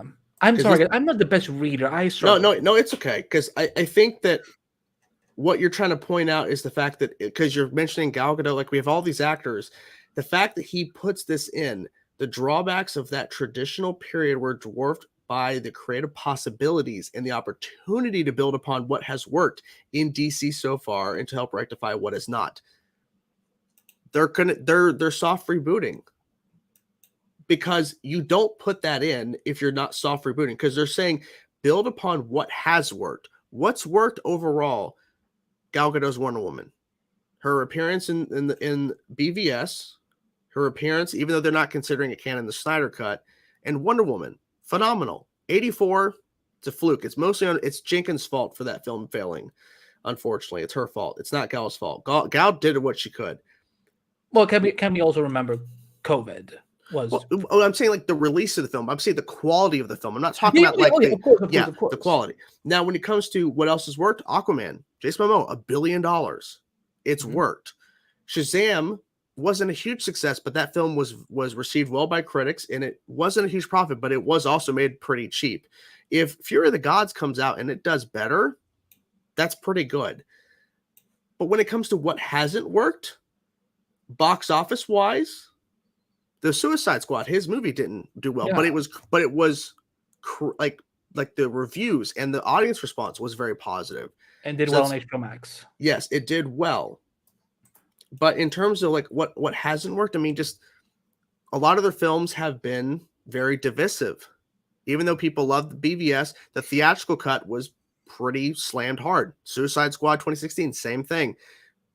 Obviously, we know what happened with those projects, but they're looking at what's going to work and what doesn't. And you don't say he if you read this thread, he's very particular of his wording. You don't say this if you're going to be completely rebooting or you're not doing anything. Yeah. That's all I'm saying. Because rebooting means that nothing has worked in DC in that case. If he was rebooting, nothing has worked in his opinion. And that means that if he's rebooting, that means that he's admitting that Suicide Squad did not work, Peacemaker did not work, and, because because the thing is that he can't be, you have to kill your darlings if you're going to do this whole relaunch. But I don't think a reboot is at all what's happening. I think right now, they're canceling. Okay, so you know what? I have the perfect example. Okay, I have the perfect example. Okay, let's go back to a couple of weeks ago when the Green Lantern TV show announced that they were scrapping the vision from Seth Grahame-Smith and those 8 episodes that have been written so far. And now they're going back to the drawing board to focus on Jon Stewart. So they're not canceling the product altogether. They're canceling one iteration and restarting. So, for example, there could be a new Superman movie. It may not be called Man of Steel 2. I don't think it's going to be called. No. I don't think they're doing numbers anymore. I think they're going to have subtitles all the time. So, I think they're going to keep these actors. They're going to do this could be like another Wonder Woman movie. There's going to be another Aquaman movie, another Superman movie, Flash, but with who? Someone else. And they're not going to go the route of Kid Flash. It's going to be Barry Allen, just not the Barry Allen now. But yeah. So what I will say is that this doesn't scream reboot to me. Initially, like the first couple hours, but also because let me tell you what was happening on Wednesday. I was finishing my interview for Stargirl, like making sure that putting the final pieces together, touches, also make sure that it went out on YouTube and whatnot. But then also I was writing up 4 stories at the same time for Screen Rant. I didn't sleep that whole night. So just for the record. But yeah, I don't reboot. No, I think we can feel safe on that front. But I do think a soft reboot is coming where and if it is through the Flash movie or through a different event movie, not Crisis. I don't think Crisis. I think that was more of Walter Marvin. He's a moron thinking that this is just like we can just use Crisis. It's like it's not a fucking Band-Aid. I cut myself shaving. That's why I had a Band-Aid. It was not to make this point, but I was also getting tired of having to do whatever. Gotcha. But this has really been like an exhausting week for DC.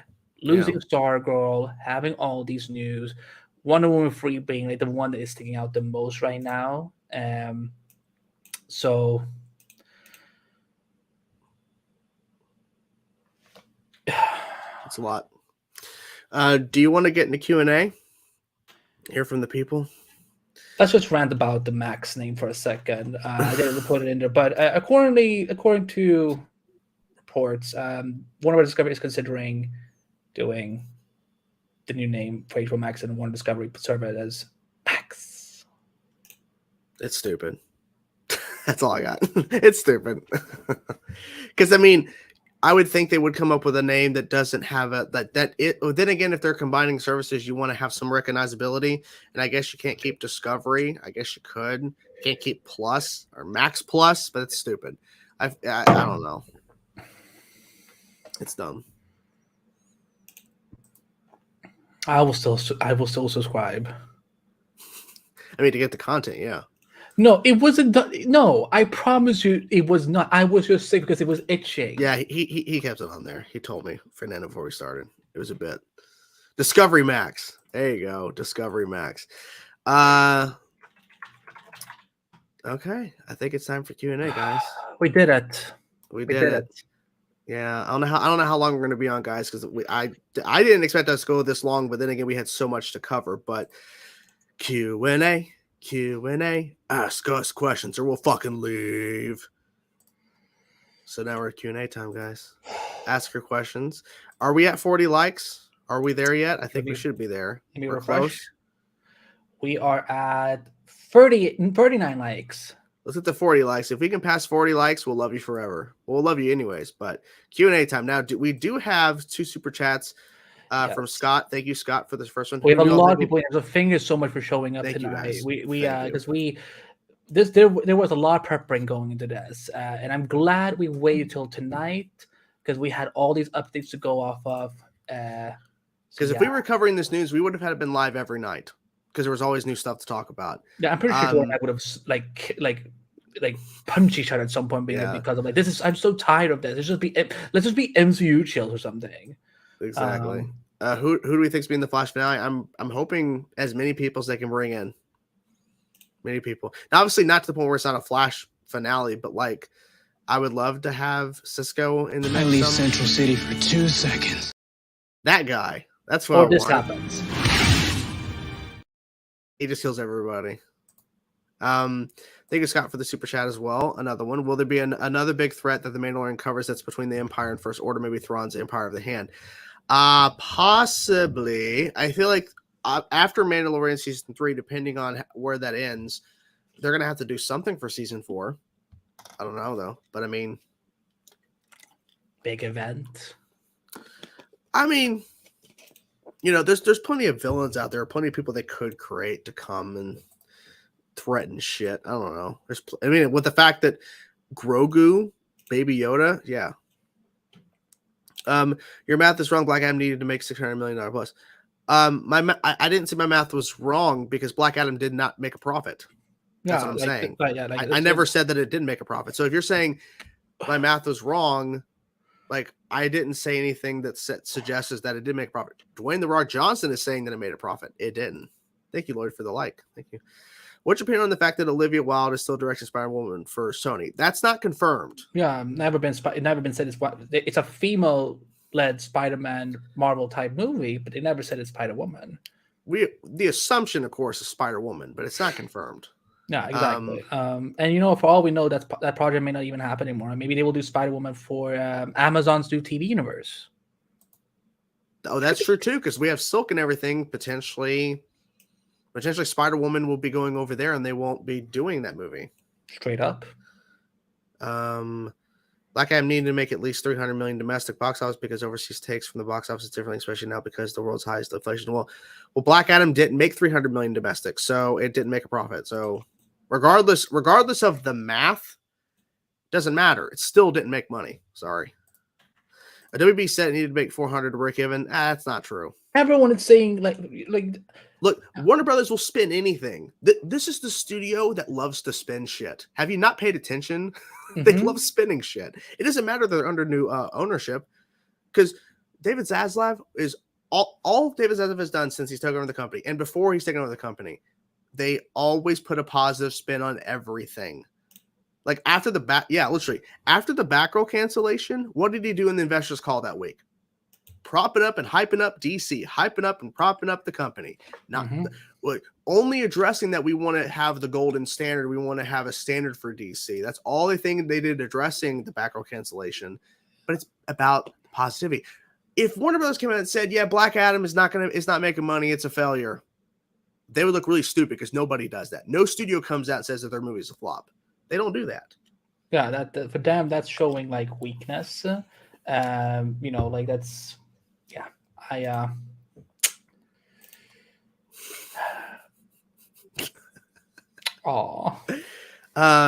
What's going on here with David Ramsey? Is there drama? So I will pull up the article. Oh boy. It's not drama, but it's getting to a point where I can bench press a Big Mac. I can. That's too graphic. Do you know where I was going with that? No. When you're pulling that up, do you think Ben Affleck is still the main Batman for the DCU? Nope. They're probably going to go the route of something with a recast. I don't know. I'm not touching that one with a 10-foot pole. Okay, so I wrote this for Screen Rant earlier in the week, so let me just quote it. David Ramsey will portray John Diggle in the CW's Arrowverse franchise, promises there will be updates coming soon on his Justice U spin-off series. While the Arrowverse took a major hit this year with the CW canceling several shows, DC is still a brand that continues to be part of the network. The Flash is set to end with Season 9 2023, while Superman Lois Season 3 is on its way. Even though not set in the Arrowverse, the CW also has the new DC drama Gotham Knights coming up next year.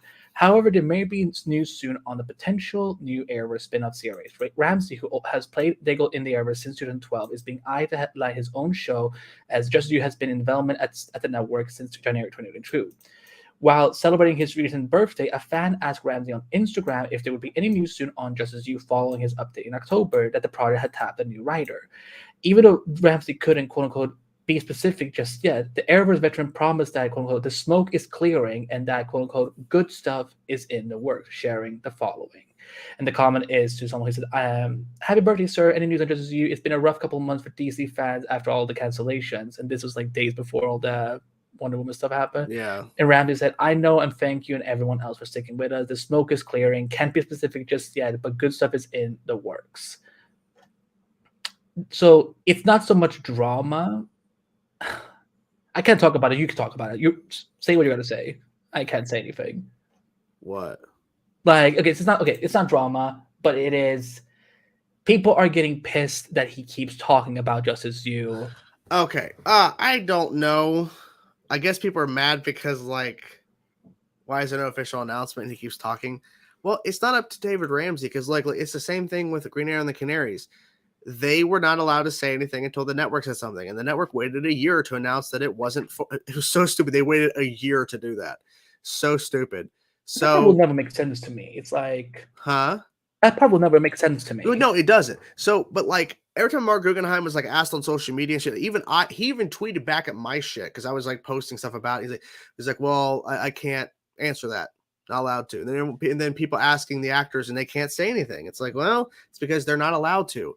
So for David Ramsey, he can't technically say anything what's happening. Now, with him saying there's good news coming or something, he just can't say that the smoke is clearing.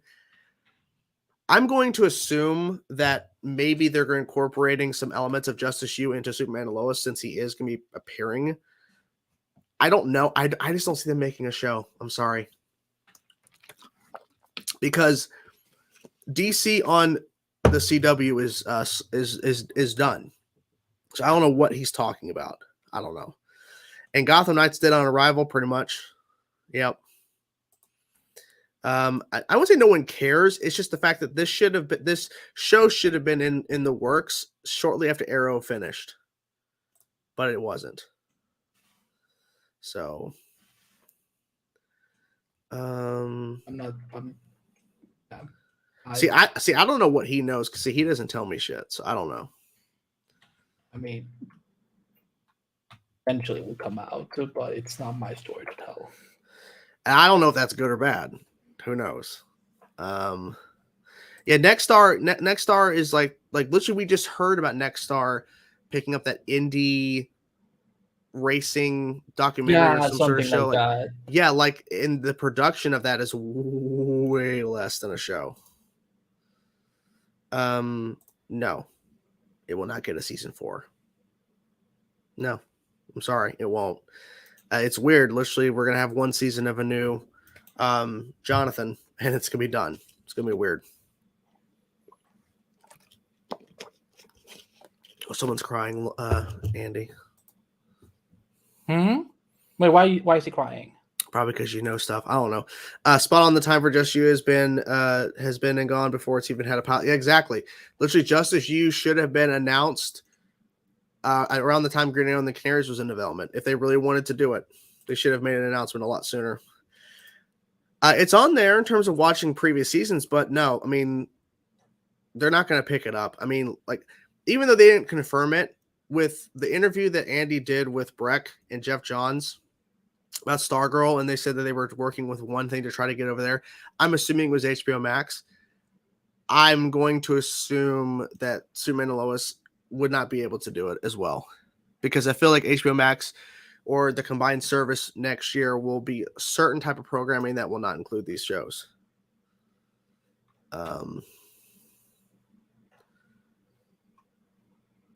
I mean, I don't know about the sense of wanting a Superman TV or a TV Superman. I don't know about that, but I mean, that's a project that was, made and developed before he came into the picture. So we don't know. No clue. What else are people asking? A lot of talk about Arrowverse and Superman and Lois and Justice You. That's pretty much it right now. Whoa. Okay. Whoa! I didn't see that. Yeah.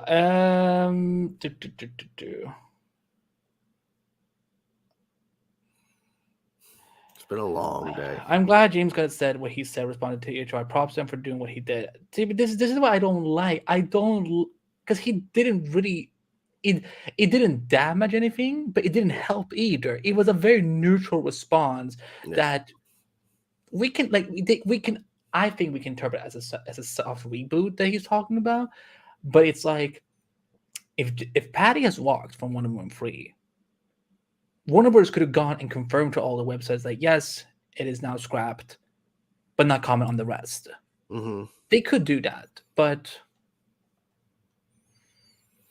Well, Charlie, there's a lot of DC talk. We do have Daredevil news and Flash and season 9 premiere and Stargirl. And then our souls were destroyed. And then literally the DC talk goes on for fucking ever.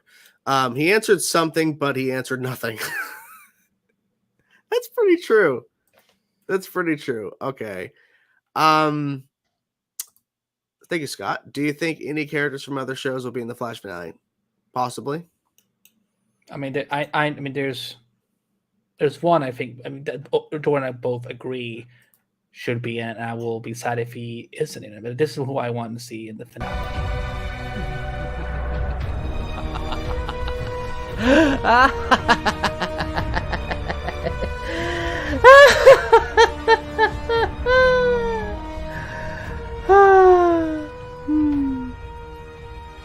Well. He only wants Oliver's dead body. No. Pfft, wow, that is so morbid. No, but we don't have. You know what? We have a better Oliver clip we can use. But it's a little loud. I think that you leave a trail of bodies every damn place that you go. I only want him looking like that. We made a video about this, about the decision to separate it. Now, in terms of the fan side of me, it was really stupid. It's the stupidest thing that could have been done. Creatively, I understand why they did it, because any type of story they tell would affect another show. Because we were under the impression when Earth started to merge and everything when everything was starting to merge in season 2, it was going to affect the Flash. It was going to affect these other, and nothing. It's because it was on a different Earth. So they can tell any story they want because it won't affect another show. But in terms of, they should have made it connect. But whatever. Yeah, it's like they gave up on something they thought it was going to be too complicated. Mm-hmm. I'm sorry. Sorry. Is in Vancouver till February. Is she on another project? Sorry, I was just trying to turn something off. Well, I don't know. Ask her. Yeah, I don't fucking know. I mean, Lord, we pretty much, on the show we kind of spoiled. I mean, we didn't technically spoil, but we kind of figured we know what's going on. It has to be what they're doing. That has to be what they're doing. I'm gonna piss myself. It's gonna be hilarious if that's exactly what they're doing in Gotham Knights and realizing they took it from a Wikipedia article, a Wikipedia page. Oh my God, Fernando's got it perfect. Cheryl Blossom from Riverdale in Flash finale. Make it happen. Eric, don't do that. He should. No. If he wants the Flash to have its highest numbers view-wise of all time, he'll bring in the Riverdale cast. Yeah, you mean the show that's barely even making like barely 200K viewers? And they're lying. The show gets like 50 million viewers an episode. Okay, you keep telling yourself that.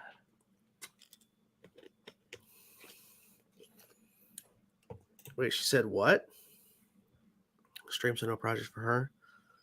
Wait, what? I have no idea. I don't know. Oh my God, not Cheryl. Not Cheryl. Todd Helping just took that. Todd Helping. Sorry. I know that that's what he meant, but yeah, I know. Just took the lazy route. It is a very lazy route. It's not that difficult. Like, yeah. If Kevin Feige can do it for cinematic films on for 20 years, I'm pretty sure as a dude for a CW show could figure out how to make it work in a TV franchise. Yeah. Hello. I understand creatively, but now with everything, even at the time the decision was made, everything in flux, helping should have waited till, well, unfortunately, I mean, like they could have easily not had that scene in the mix, but they did. Boys. Riverdillion views. Oh my god. It's been a long week, guys. It's been a long week. I think we'll go for a few more minutes. I do have to get off. Well, I mean, it was in development, but it sounds like it's dead. So, I mean, you might get it at some point. Well, yeah, this is true too. He has a mini tech villain. I guess they'll wrap that up. I guess. It wasn't the guy who made Barry age. I thought that was a dude. Was that the same guy? I think that was him. Oh, that was a all weird I'm saying. episode. No, I love that episode. That's one of my favorite episodes of season 8. But like, I just over my fucking dead body. Please. And I think that again, because the storylines that I want I want to be focused on the character that we grew up with 9 years. Question: do you think Cisco's going to be in the final season?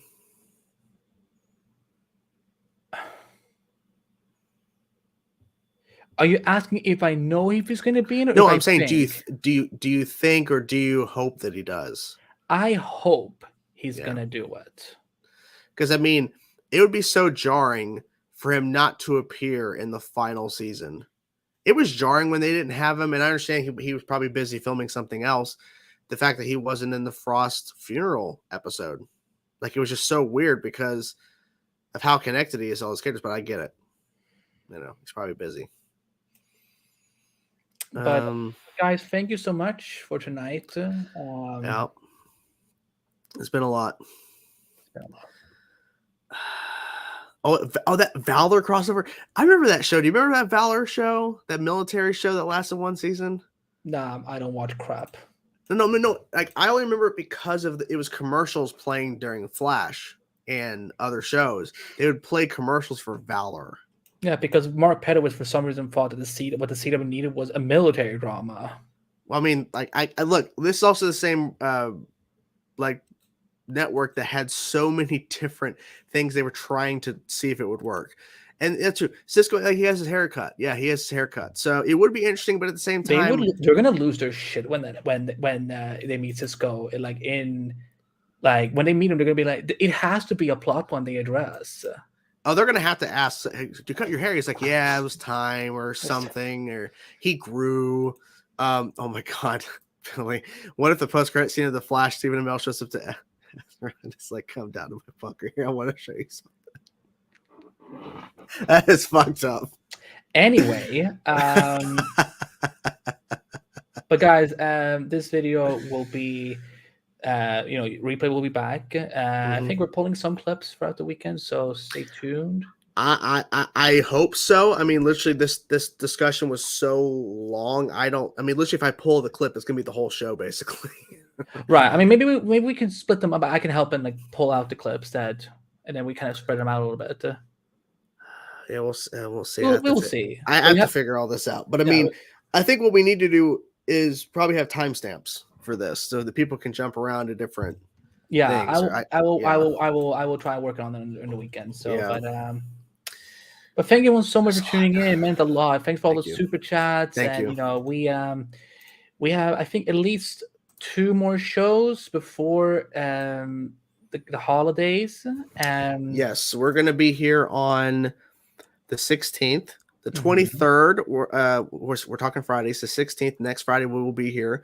23rd, the 23rd we are taking off, and the 30th, which is the last Friday of the year, is going to be our 2022 wrap-up show. And my God, it's probably going to be filled with a bunch of shit.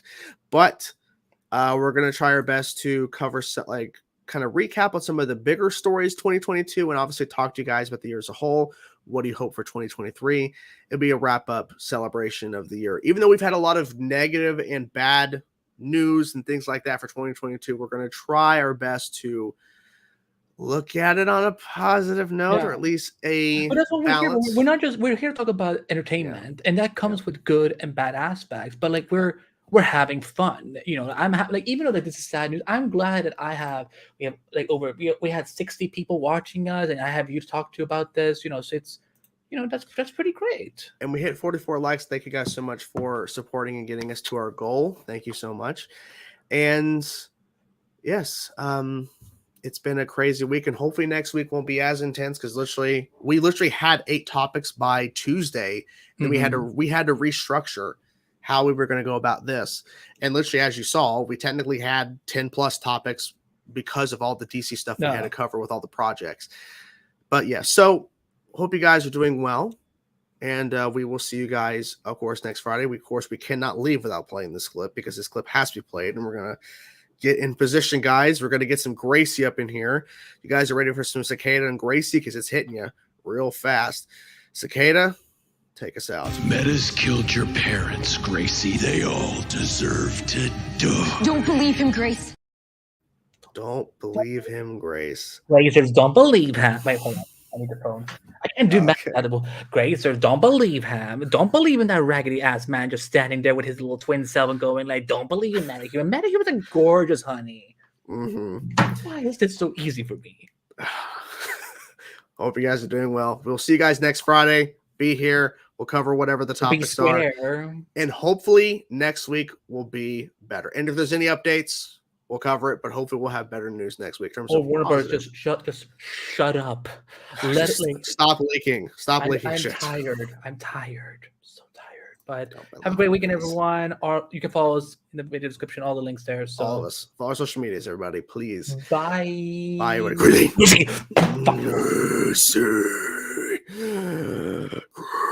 I can bench press you.